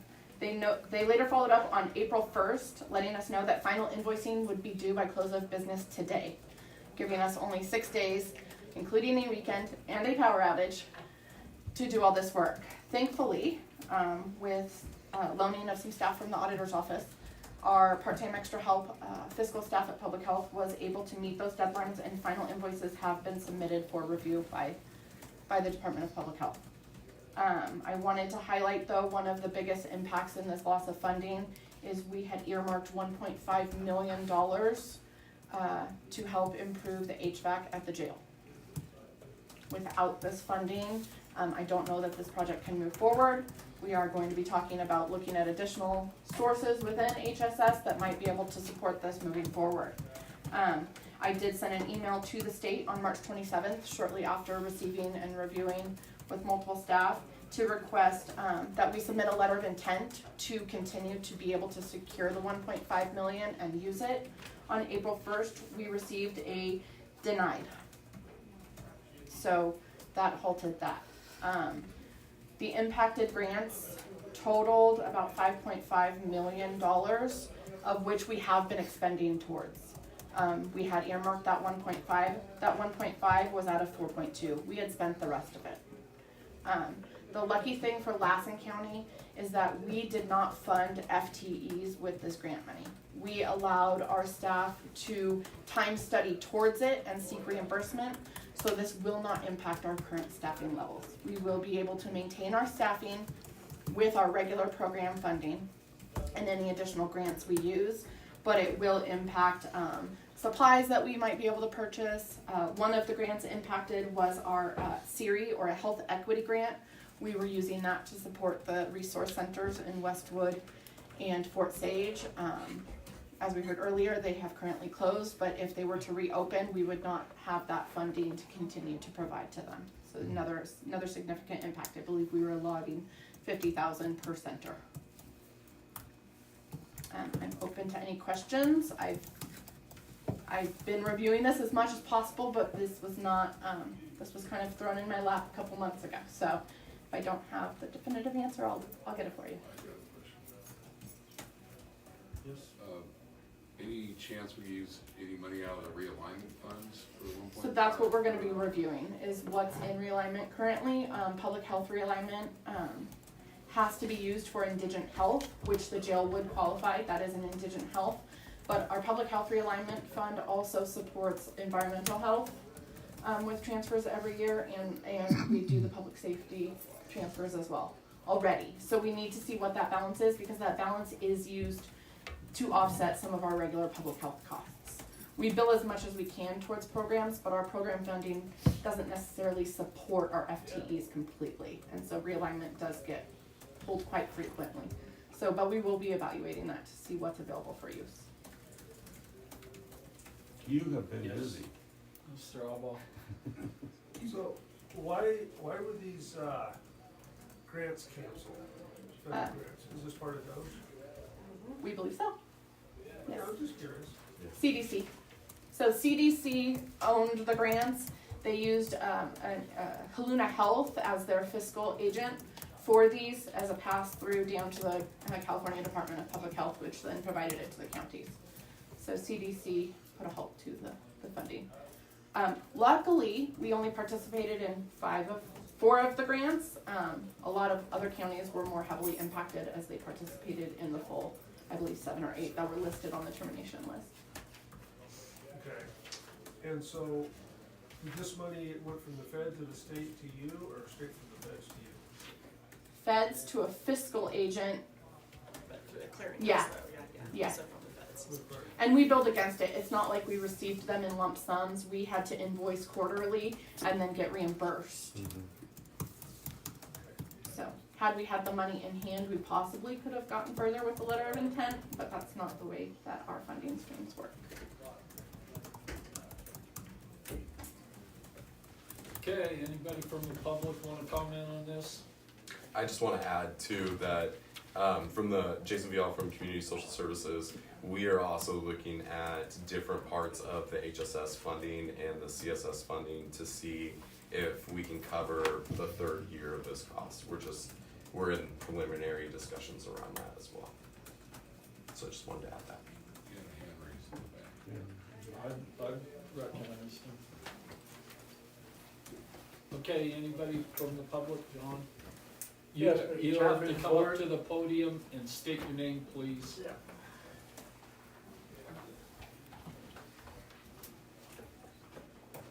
John Everett from Hurlong, California. It was mentioned about the Fort Sage.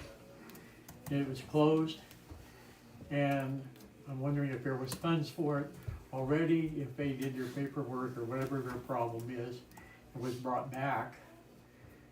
They say now there's no funding for it. If they had funding for this year, why is it still there? Thank you. Okay, thanks. Okay, anybody else from the public? Okay, seeing none, I'll bring it back up here. Any more discussion from up here? Seeing none, I need a motion. No, there's no action, just to No receive the action. report. Just received for it. Okay, chairman needs to read. You've been a little bit busy. Mr. Chairman, can we take a short break? 5 minutes. Okay, we're gonna break for 5 minutes. Or. I know. I'm gonna. Okay.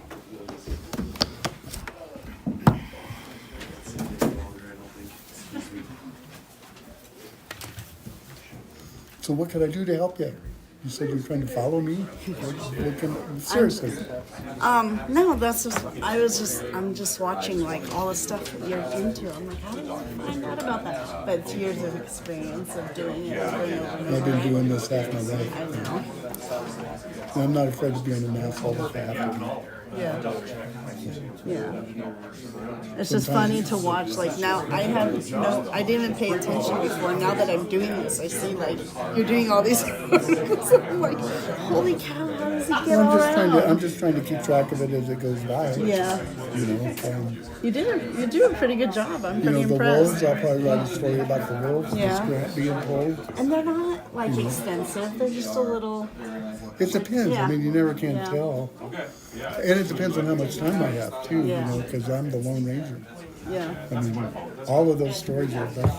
It's just you going to all the meetings and hearing people and. I don't go to all the meetings, there's some meetings I don't go to. You know, like the pool, I usually don't go to them, but if there's Yeah. an issue that's gonna affect the public, It's then, gonna affect them, yeah. but you know, if it's, you know, planning commission and all that, then, Yeah. Well, you can send me and be like, hey, I need you to go video this, and I'll be like, okay. How are you? Pretty good, thanks for the shout out there. Yeah, I appreciate That's exactly what I was trying to do. Well, for a guy that's playing catch up, it was good to actually read all those articles and get some of the history and you know, I mean, I've got some of it from the farm guys. And There's a few more, I tried to pick the big, yeah, you know. and helped me get the gist of the whole thing. And to see that bottom up isn't working, you got to go from the top down. I think, you know. Go from there, 'cause- Well, I can't believe they won't let the ranchers protect their livestock. Because if I was, I'd be in trouble. Because I would. You have to articulate the threat. That's the key right there. That's what the sheriff was saying, right? There's a reason why wolves were eradicated from most of our country. But it's all about articulation. It's how you write it. I How did you look say though, it. there's only been like 3 humans in the whole history of the United States Yeah. attacked by wolves. But it's the economics of it, like one guy pointed out. The spotted owl. Well, that's another thing. That's remove the logging industry, remove the ranching industry. Where are we at? And the other side of that is it's easy to say that unless it's your kid think it's next. Oh yeah, yeah. Well, I had I live off of Richmond Road. And my property goes down to Richmond Road. Yeah. And we got a chicken coop, and we got an enclosure for our chickens and stuff. And my teenage daughter, we have a bin in front of the coop. She's in the coop, in that, getting food for the chickens. She looks to her left, and there's a coyote that's like maybe 40 feet away. And when she looked, it stopped. Yeah. And it's dusk. And she looked at that, and then, you know, she came in and told me about it. Because, you know, when she dropped the lid, it made a bang and took off. But wolves will be doing the same thing. But coyotes will attack humans though. Yeah. Oh no, I know they will. But you can shoot them. Now, if there's a way you can go on this and you can take the meeting and send it to people that might meet to the needs. So it's on YouTube all the time. So you can go on there and share it to the people, higher ups or whatever, and tell them like, hey, this is what's happening. Because people are speaking about it. Writing a letter, doing a resolution, and getting it to the right people. Yeah. You know, and President Trump's not an option. He's an option. Yeah. Wouldn't it be great to send an executive order? Fix it. Yeah. Well, maybe we get him to write an executive order about the wolves. That's what I mean. That's what I mean. I think he would do it. He's. Yeah, I'm not a Trump fan myself. No. But he's a guy. I mean, if something needs to be done, try it. You know. It is true. Hey, the people elected him, he's the president, deal with it. Yeah, he's your president, right? Yeah. You like it or not? I'm not crazy about The him. people have spoken. He's the guy. Yeah. Yeah. Just like, you know, people on the other way, you know, don't like who was there. Yeah. They got to deal with it People too. didn't like Biden. Yeah, Biden was He a was joke. the president. He was a joke. Typically, that's how it's done. Because You know, I think the first Trump vote was kind of an anti-Obama vote. Yeah. And then the second election was kind of an anti-Trump vote. And now it was kind of Kamala. It's just going back and forth, Kamala huh? was the, Yeah. God, really, that's the best we can do? Jesus Christ. Terrible. Yeah. Okay, we're going to H7, Pete. Good morning, Board Chairman, Board members. This item before you is a bid award for a public road cross improvement project on Hackstaff Road. This is essentially what you have here is it's a railroad crossing improvement project. It's on the end of Hackstaff right there off the Doyle Loop. So we've been coordinating with the railroad and Caltrans on this project. The railroad has installed all the crossing gear, so you have arms and lights there now. Currently, there's nothing there other than physical signage. Our portion of the work is basically paving both the approaches up to the crossing there on that. And the total project amount was, well, we had 3 bids. The low one was Hat Creek Construction for $379,379. On that, you can see the other 2 higher bids there as well. The bid is well within our engineer's estimate and the funding that's available for the project as well. And the part of the recommendation is an ask for an additional 10% for contingency, which is approximately $37,938 for a total not to exceed amount of $416,717. The work we're expecting to get done this construction season should take no more than a week. It's a fairly quick in and out project there. Have some grinding, and then pavement overlay there. And then the railroad will come back and finish their last little bit with the approaches there. Are there any questions? Yeah. Just a comment. When they were here a couple years ago, they purchased water from Doyle Fire. They owe $3,750 still. They came back the second time when they started these crossings, and they contacted us for water, and then opted to get it from Herlong Public Utilities District because we brought the fact that they still owe us money. So hopefully I can get the contact from you so I can give that to my fire chief. I can do that. Okay. I'm not working directly with the railroad though. I work through a third party consultant. Okay. So we're talking about this grant. Mr. Oswald. So on this, so you're gonna get the arms, the blinking arms that go down, up and down? Yes. And then on the paving part of it, how far out are you going from the railroad tracks out on your side of the?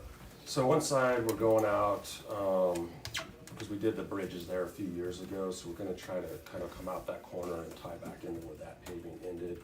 And then the other side is just gonna take it right up to the intersection with Doyle Loop Road there. So should have all new pavement through there.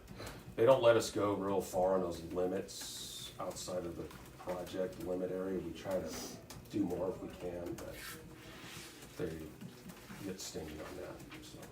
But we get as much as allowed. No, sometimes like a bridge is examples, the approach up to a bridge, there's a certain amount. We usually try to go out as far as we can to get more pavement in there. But usually they have a kind of standard set back that you can, they don't let you go out past. Because they know you're trying to get a little extra pavement, you know, on that project, so. I got another question. Is this in regards to the bid? Yes. Okay. So this is new pavement to the best roads in Doyle, the bridges? Yeah, it should tie into there, get close back to that section, because we brought those out pretty far, and then it should just take it up, because that intersection there is real close. I don't have the plan set in front of me to keep it, but I think we're trying to tie all that together, so that whole section will all be paved in there. Sweet. We would just been waiting on the railroads to come in. Yeah, it's been, it's kind of a little complicated when you got the railroad involved and that Caltrans and stuff, because the railroad can be on their own time frame, and they were difficult. There's a funding agreement we have to put in place with them. And I believe I worked with county council. I brought that agreement here to the board as well. They didn't want to budge on a lot of stuff, even though there's examples where they have in other areas. But we got to where we were comfortable with it, and now we're moving forward. Okay, anybody else? Anybody from the public want to comment on this? Okay, seeing none, I'll bring it back up here. And, so this is gonna be the final on this Heck, Step Road, Yeah, on that crossing project. that crossing, Yep. yeah. So this will take care of that, and you'll have a arm crossing with flashing. Actually, the arms are there. Well, I don't know if they're installed, but the standards with the lights and everything are already there. Rayla's done most of their work, so. Okay, I need a motion. I'll make a motion Okay. to award the contract for public road crossing improvement project on Hackstaff Road to Hack Creek Construction and Materials Incorporated. The low bidder meeting the specifications, the amount of $379,379, and to authorize the Director of Public Works to sign the agreement upon approval as to form by County Council, and authorize the Director of Public Works to authorize change orders up to a not to exceed amount of $37,938, approximately 10%, or a total contract not to exceed cost of $416,717.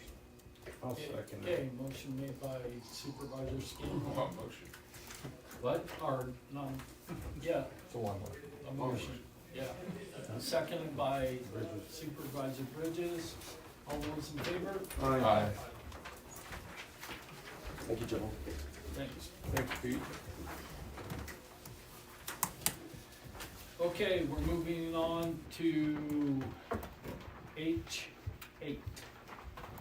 So this is just an update on this kind of recruitment. We were given instruction to use a outside recruiter for CAO. This is one of the, attached you have the estimate from Bob Murray and Associates. It is not to exceed $35,000, but we do feel like we could shave off some of those requirements. They have it going through the entire process of all of the interviewing and not just finding candidates, but going through the entire process. And we could probably do obviously some of that process in-house without having them handle all of it. So we feel like we could get some of that down a bit. There's also Peckham McKinney, which we haven't looked at yet, that might be lower, but I think the most of those bids are coming in between $20,000 and $35,000 to have someone recruit for us for CAO. I have a question. One of the attachments was, is titled Lassen County Administrative Officer Recruitment Proposal, but it's from Prothman, which is different than Murray and Associates. So I included that. They're a well-known headhunter.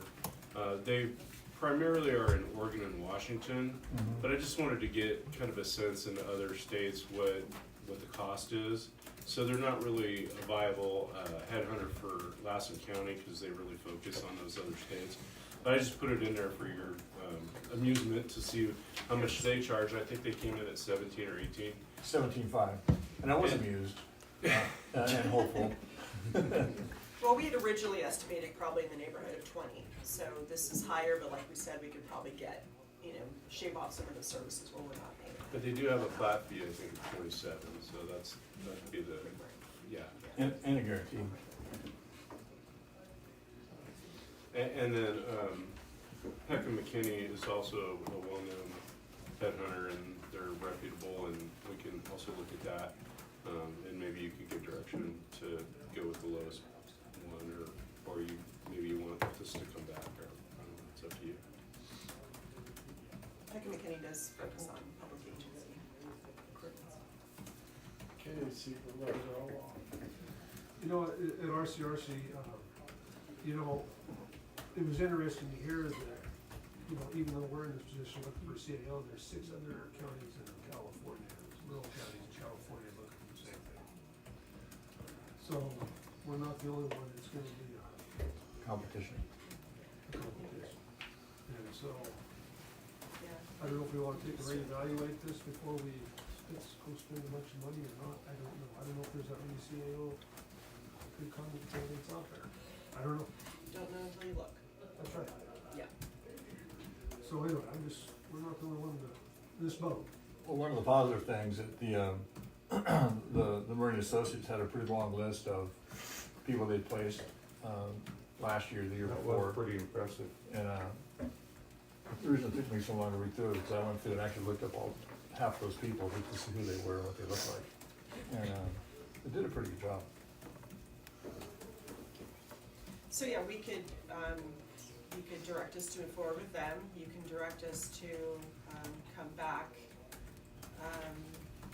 comparing, Peckham McKinney with it, or direct us to, as Lori said, choose the lowest bidder of the two. Get a bid from Peckham McKinney and then choose the lowest. Their time frame was like 4 months, Yeah, that's what. so we're looking longer and longer It's to gonna- play around with this. Average turnaround 16 weeks. That's probably about right. It's not a fast process. No. It's not a fast process. I'm like you, I'm gonna. Is there take the anybody list, from stick the with it. public? That was impressive. John McGarvey, Sheriff Corner. The only question I have, and I don't expect, my only concern is, having been a county employee for a very long time, I experienced the revolving CAO door we had before Richard Egan took over. We went through like three or four of them in a short period of time. So when you're looking at the headhunting firms, maybe look how long the people they placed actually stayed. That'd be it. Okay, anybody else? All right, I'll bring it back up here and, you know, all of their, job applications that they presented, there was only one, in the small county that I thought even directly, would be in conjunction with Lassen County, their ideal profile of a CAO. You know, they're going to other large counties. You know, the CAOs are getting a ridiculous amount of money, and I just, I mean, I've lived here in Lassen County all my life, and even before we went out and started looking for a CAO, I have not been in favor. And anybody that's lived here in Lassen County can tell you that headhunters and their candidates don't work. And for whatever reason, you know, we went through a bunch of people, and I just really hate to see $35,000, you know, being spent on a CAO's spot. I just think that we can get somebody else that could handle this. I know that we directed staff to go out and do this, but I can't support it. So, anybody else? I'll chime in. You know, I think you're right. I think it's a tough spot to fill. And it's Absolutely. hard, and it is very expensive, and it's very time consuming. You know, I mean, I talked about this a while back, just like Mr. McGarvey said, revolving door. I mean, it's not fun. And I think I'll willing to admit, I think I may have made a bad judgment call with, you know, maybe putting this out for bid and maybe just stay in-house. I don't know. I'm kind of leaning toward you. It's awfully expensive and you don't be for a crapshoot. Cause you don't know what you're gonna get, what you're gonna have, I don't know. I think it's something that needs a little more discussion and formulation. Yes, Mr. Ingram, go on. I didn't realize there were 6 rural counties. I know Plymouth is a disaster, and several others, but, I think it creates bad morale with our in-house applicants as well by even looking outside the box, but I'm kind of leaning the same direction as, Julie. I don't know how successful, and one of the statistics they don't show is how long these people stay in the job after they're hired. And that's a little bit of a concern as well. And I think historically, every time we brought somebody from out of the area, they don't stick around very long. It's a rotating door, so. I don't know, I think we should have a little more discussion. Anybody else? Yes, Mr. Bruce? I have to agree with what Sheriff McGarvis said. We do need to look at the lasting power of people that this company has hired. Because that does scare me. We're gonna spend, like you said, it's a crapshoot. I don't feel like that's a good idea. So, I'm leaning towards what you said, Tom. That's a lot of money just to take a chance. And I'd rather take a chance right here at home and we know something about the people. I mean, we've directed staff and I don't want them to feel like we wasted their time either, but after reading through the job descriptions and everything, this Jefferson County up in Washington is the only job description that even remotely I think is applicable to Lassen County, and I don't know if we just get this company and they go out and do the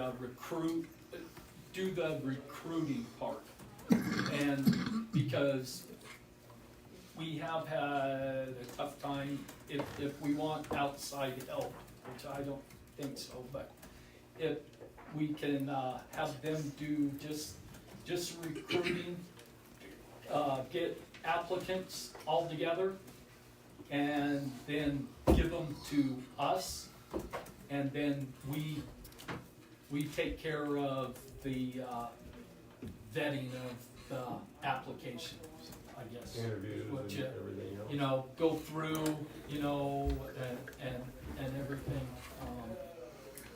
just so that, because they do have, other avenues that we haven't explored, but,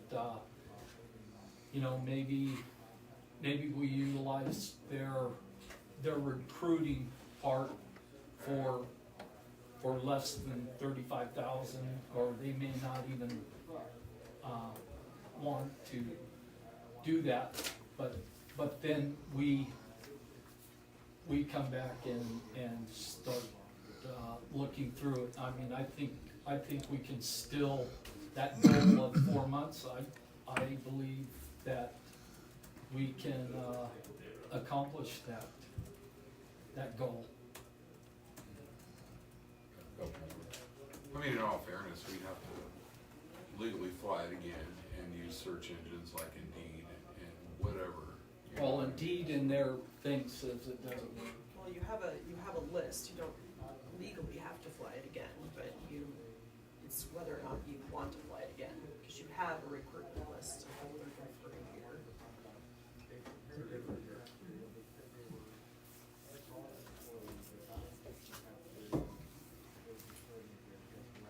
But you certainly could, whenever. Okay, what do you guys want to tell staff to do? Mr. Ingram, what do you want to tell staff to do? Well, I'm leaning the same direction as you guys are. I didn't realize that list is good for a year. Okay, so that's not to do anything, or to do in-house? I'm still thinking. Oh, okay.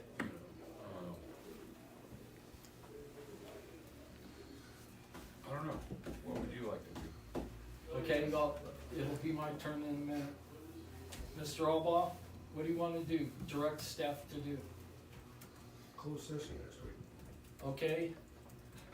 I got closed session, what do you wanna do, Mr. Scanlon? I think closed session is the way to go. Okay, Mr. Closed Bridges? session. Okay, I like that thing, so, can we get that agendized for closed session next week? Okay, thank you, and thanks staff for their hard work on getting this. Sorry to waste your time. Oh, no problem. It's not a waste of time, it's a process you gotta think through, so. Are we allowed to ask a question since you redirected yourself completely away? Is it on CAO Uh-huh. thing? No, we're moving on to H9.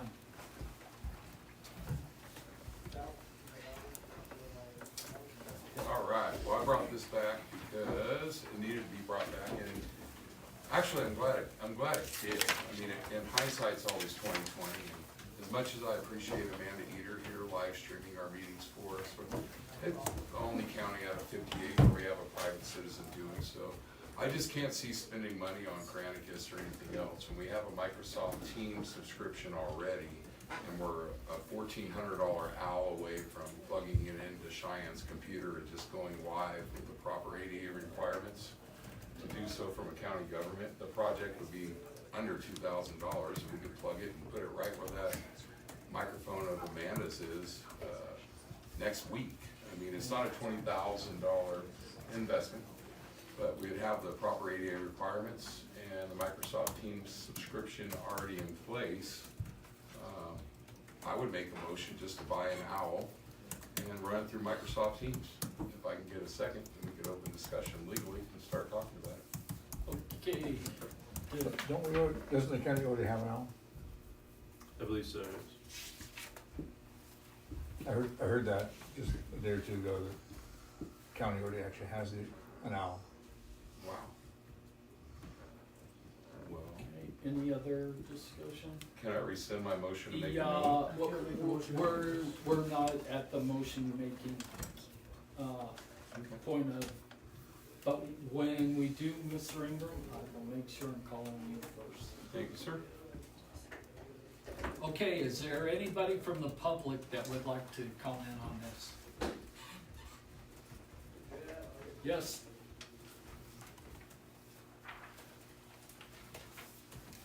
I'm Susan Somerville from Janesville, California, and I'm all for transparency, but this is too much money.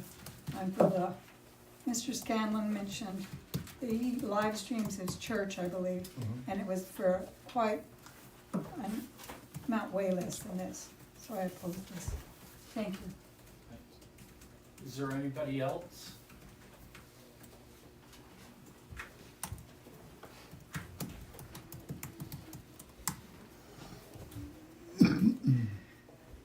Yeah, John Everett, I'm president of the HPUD, Irvine Public Utility Districts in Herlong, and we have an owl.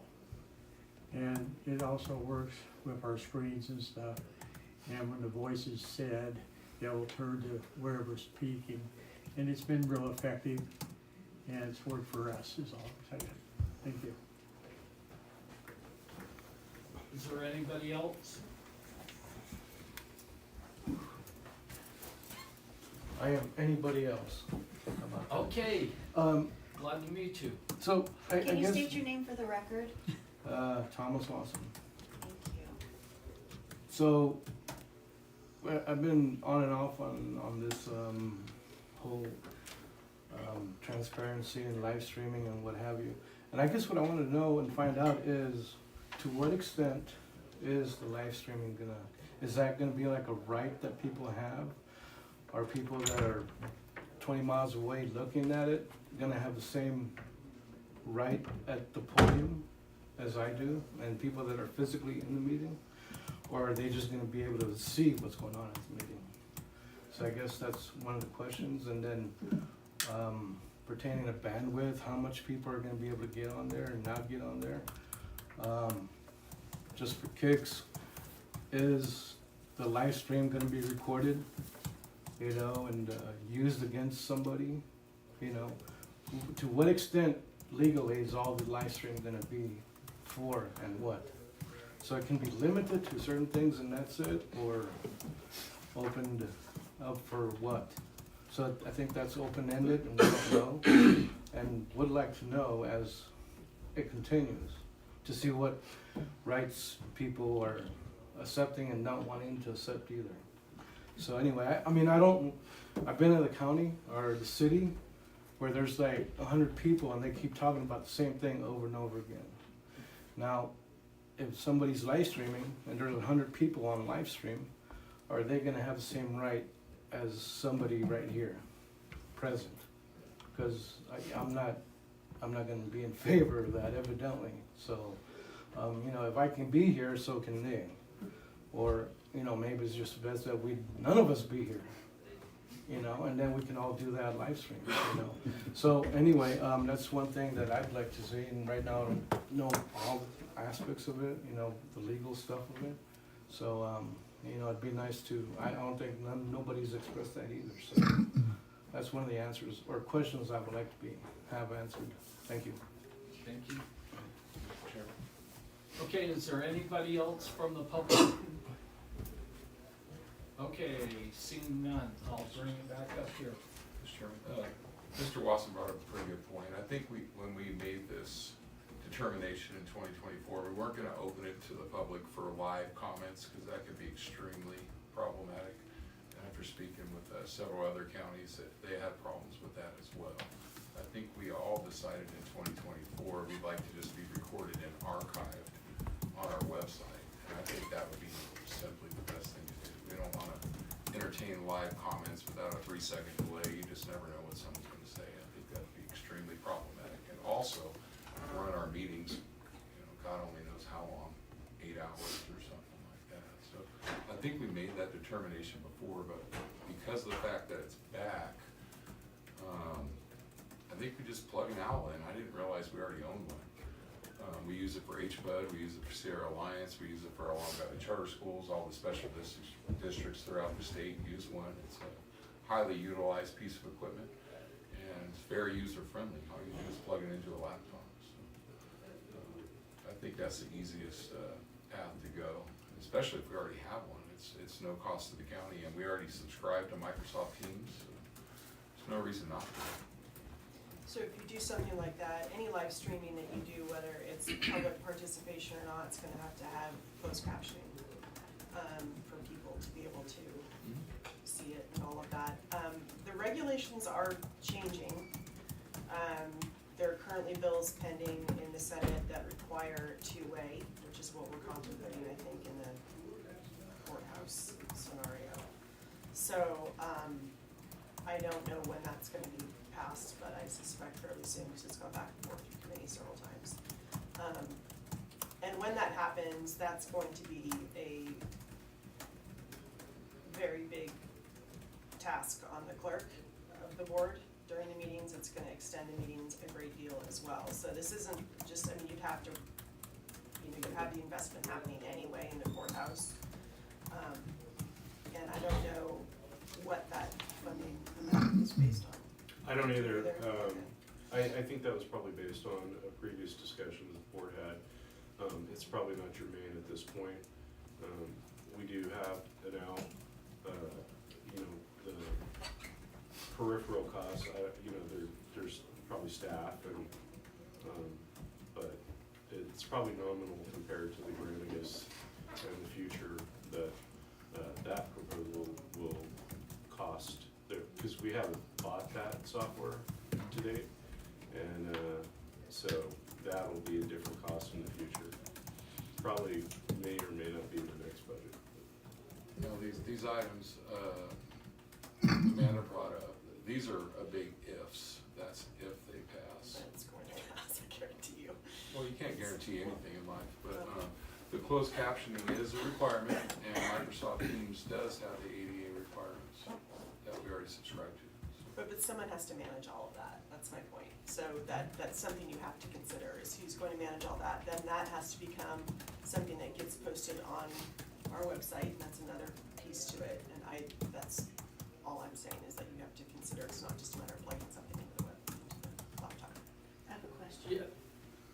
question. Michelle Duraga, Deputy Clerk of the Board. So with an owl, how is that going to affect what I do, how I publish, am I allowed to ask that? You would have to, so it turns into like well, not if everyone's here, you just have to tell them where they can live stream, so that has to be added into the agenda on where that can be So streamed it would to. affect my agenda, it would affect Yes. my distribution list that I email when I publish, it would Yes. affect our website Yes. that I manage. Yes, As well as archiving? yes. As well as the archiving, so I would be responsible for all these Yes. things. Wouldn't the IT department be responsible for all this? Well, I think there needs to be a discussion about shared responsibilities. I mean, it's the board, it's the clerk. I think, it's one of those shared situations, and in terms of funding, I think we would have that kind of discussion in the future. Yeah. Okay, Mr. Scanlon. A couple things, in terms of the clerk, I mean, as long as the link is on the agenda, and once it's on there, it just stays on there. They go to a certain website, click on that, they're good. But I think the other issue about this is the timing of it and the workload on staff at present. I've been kind of talking to Maury about this and trying to ask some questions about how many projects they have at IT right now. They got their back up against the wall on a big one with security issues. And so, in general, I'm very much in favor of this project. It's just a matter of timing and how to get it done. And the other part of that I'd like to just make mention of is to reframe the conversation a little bit. I don't think this is a transparency issue. It's an accessibility issue. And, you could twist it one way or the other, but I really think it's a matter of just giving the public access to what's actually happening in real time so they can watch it. I'm not in favor of the live exchange at this point. That just makes it way more complicated. But for people just to be able to, like right now, it's being filmed and it'll be on Facebook later today. And, I know my family's been watching it and stuff. And so it's just a matter of accessibility. But I think we need to examine the timing issue of what the workload is for the IT department. Get some kind of estimate from them on what they can do, how fast they can do it. Yes, Mr. Bridges. I agree on the timing issue. I also feel that part of that timing issue is figuring out which department will take care of which aspect or area in having this put forward. Right now it's up in the air. We're gonna have IT, or we're gonna have Michelle do it. We need to know exactly what we're voting on before we, let's not put the cart before the horse. And there's one other issue that is kind of involved with this. And the reason this was held up because of a Brown Act violation, and my understanding is we have never taken care of the Brown Act violation and the training that's supposed to be to go along with that. So we're kind of, we need to get our ducks in a row and take care of one thing at a time before we jump off another pier. So. Mr. Scanlon? One thing I can tell you is that at the church where I pastor, we have a live stream for our services twice a week. I personally take those, we got it all set up so it goes straight to YouTube. People can watch it. It goes to our website and to YouTube. People just click on that and watch it whenever they want to.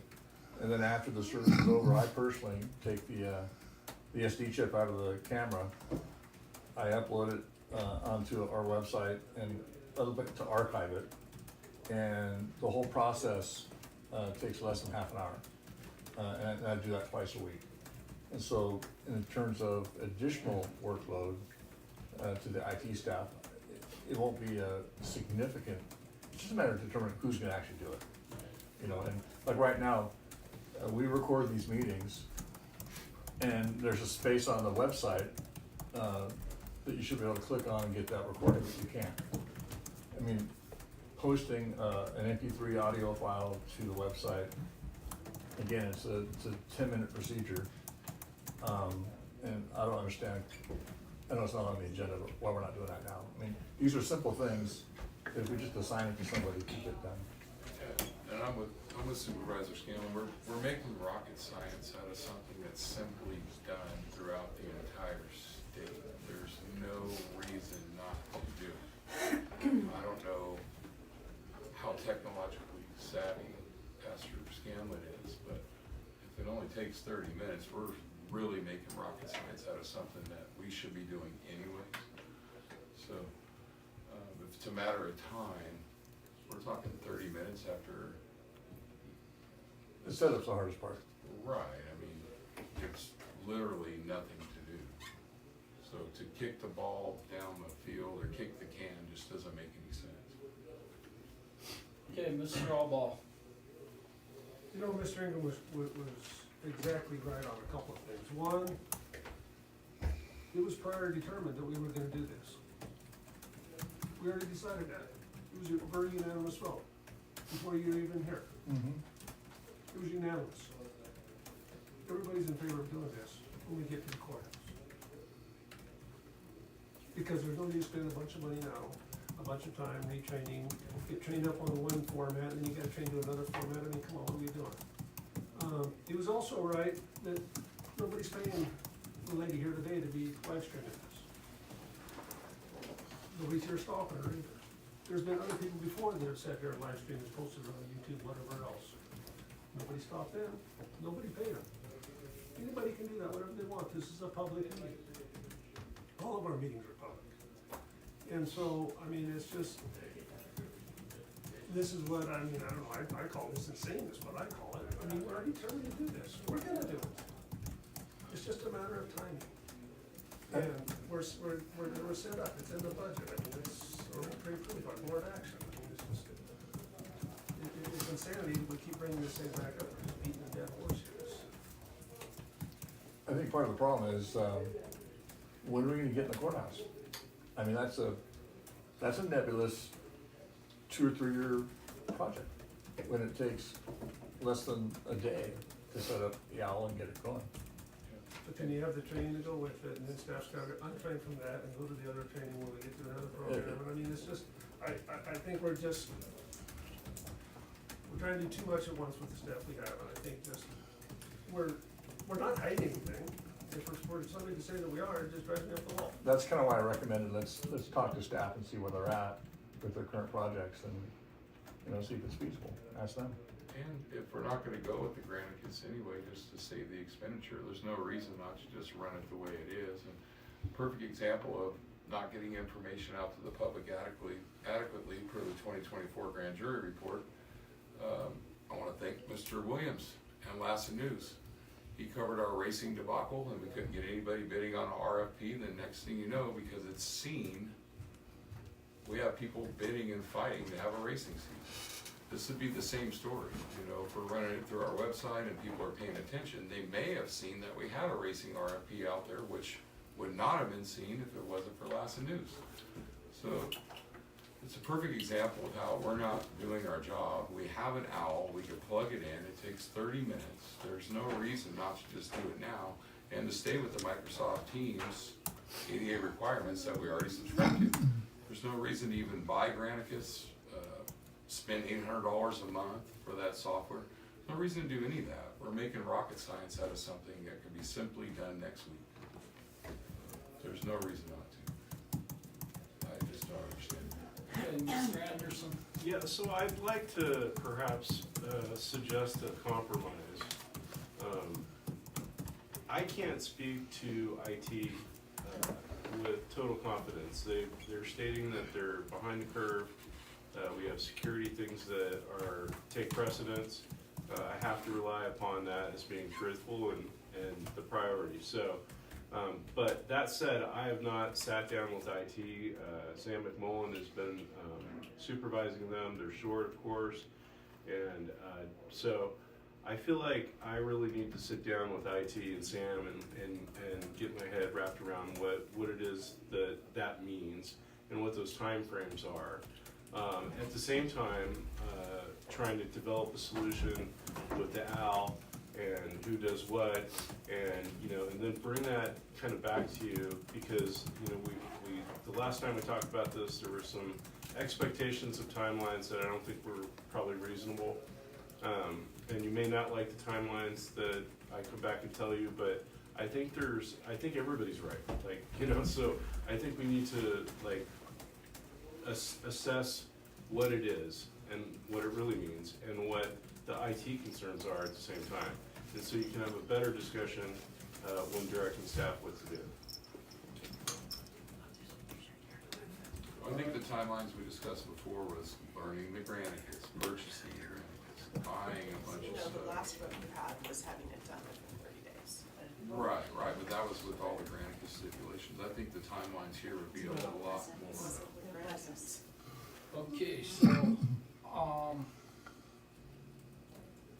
what, I personally, think that this board has committed 110% to the live streaming in the, old courthouse. I don't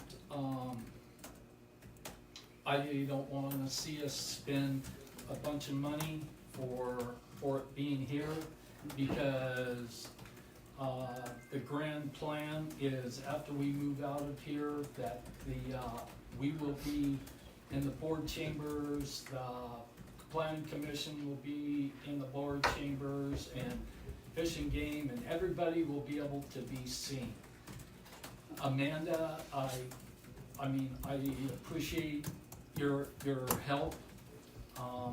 You know, and Mr. Ingram and Mr. Cole have expressed numerous times that they would fund the project. And if that's what it is, then, you know, then there would be no cost to the county to do that. So if, but for us to go out and spend more money, and I believe our budget is very tight, and I don't think that we need to spend the money for this at this point in time, because we've already dedicated the money to go into the new courthouse. And so I just want to, that's what I have. And Mr. Chairman, with all due respect, I like Maury's idea. Supervisor Scanlon, would you like to report back from Maury to see how easy it would be with IT and the HAL? Yes, I would. I would like the same thing. So if we're looking for direction to staff, I think that's two people that would like to hear back from our CAO. Should we do a roll call on this, or how would you like to do it? There's no need for a roll call. Well, you gotta have a majority of people to get direction to staff, right? It's just a consensus. And so, but you have it written as direct staff to create a new project, so it's the same language as the last one, so. Well, If you wanted direct staff, then it's just a consensus. I would like to hear more from Mr. Moore. So would Mr. Supervisor Scanlon. If I may, it wouldn't hurt to allow our CAO to investigate a little bit, talk to the IT people, see where they're at. I mean, I know there's discussion, but responding a little bit to your comments, Tom, if we've already got the OWL, we've already got the other software in place, I don't see it as a very big expenditure of money. You know, it'd be minimal. But I think the determining factor would be what staff kind of comes up with. And table this till the next meeting or something. Offer it because I want to, if, I want to know if we want to proceed, and we're going to give staff direction. So we will all have time to comment whether we want staff to continue with this project. So, Mr. Scanlon, what do you want? I'd like to see staff investigate it more and report back. Okay, Supervisor Bridges, what do you want? Well, what I want's not possible, so. But on this issue, I would like to have some feedback, but I don't think a week's enough time. I know that our IT, they're overwhelmed. All of our staff is overwhelmed. I'd like to table this for at least a month. Okay, Supervisor Ingram. I would like to hear back from Maury. I mean, it doesn't need to be tabled for at least a month. All he has to do is talk to the IT guys to explained how simple it is that Supervisor Scanlon does, and everybody else throughout the state. This is not rocket science. All we gotta do is figure out who's pressing play and who's doing what. As far as that goes, we own the OWL, we have the subscription. It makes absolutely no sense not to explore our options. Options are always good, so I want the same thing Supervisor Scanlon wants. Supervisor Albaugh? Yeah, I move we table it until we get to the new courthouse. Okay, and I am with Mr. Albaugh. I don't think that we need to have staff waste any more time on this, you know, because it, you know, if it was something that, you know, I mean, we've already voted it to do it earlier, and staff has enough to do. So, So what are we it telling sounds staff? like, it sounds like, the other three supervisors want staff to, come Well, back to. provide more information to make a better informed decision. There you go. But I don't think we should rush that, because Maury already mentioned how busy our staff is. And to go in there and tell them I need an answer in the next few hours or the next day or the next week is unfair to them. And it's unfair to, Well, I agree with that too. for us to even Talk about suggest that to give them some more work when we've already voted on it. That's, you know, yeah, we're losing people left and right. We just, Supervisor Albaugh brought up how short-staffed we are. And now let's pile some more work on them. Let's see how high we can get that mountain.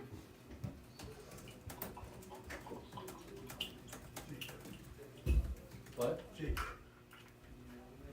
Oh. Okay. J10. It's a long one. Do you want to take a break? I'm just kidding. Sure. No, I don't have anything to report other than, as Supervisor Scanlon said, we met with PG&E and specifically their public affairs, or their governmental affairs person, and it was, I think, a really good meeting. It also lends to the comments that were made regarding Mr. Rojas. He's very familiar with those people that do that work in an emergency capacity. I thought it was a really good meeting, and she would like to come and introduce herself to the board, so I'd like to get that agendized in the near future. As well, met with Frontier. You probably know they're embarking on a huge project for fiber optic in the city and in the outer parts of the city, Richmond, Gold Run, etc. So that's a huge project. We're going to be having more meetings, all staff, city, county. It's a really big deal, and so it was nice to meet their vice president and get familiar with him, because he's really concerned that he wants to make sure that both the city and the county know who he is and know to contact him with any concerns or problems. And so after the all hands meeting, he would like to come also and introduce himself to the board. And I will be getting that on the agenda when it's right. And that's all I have. Okay, with that much, we'll adjourn the meeting. Thank you, everyone.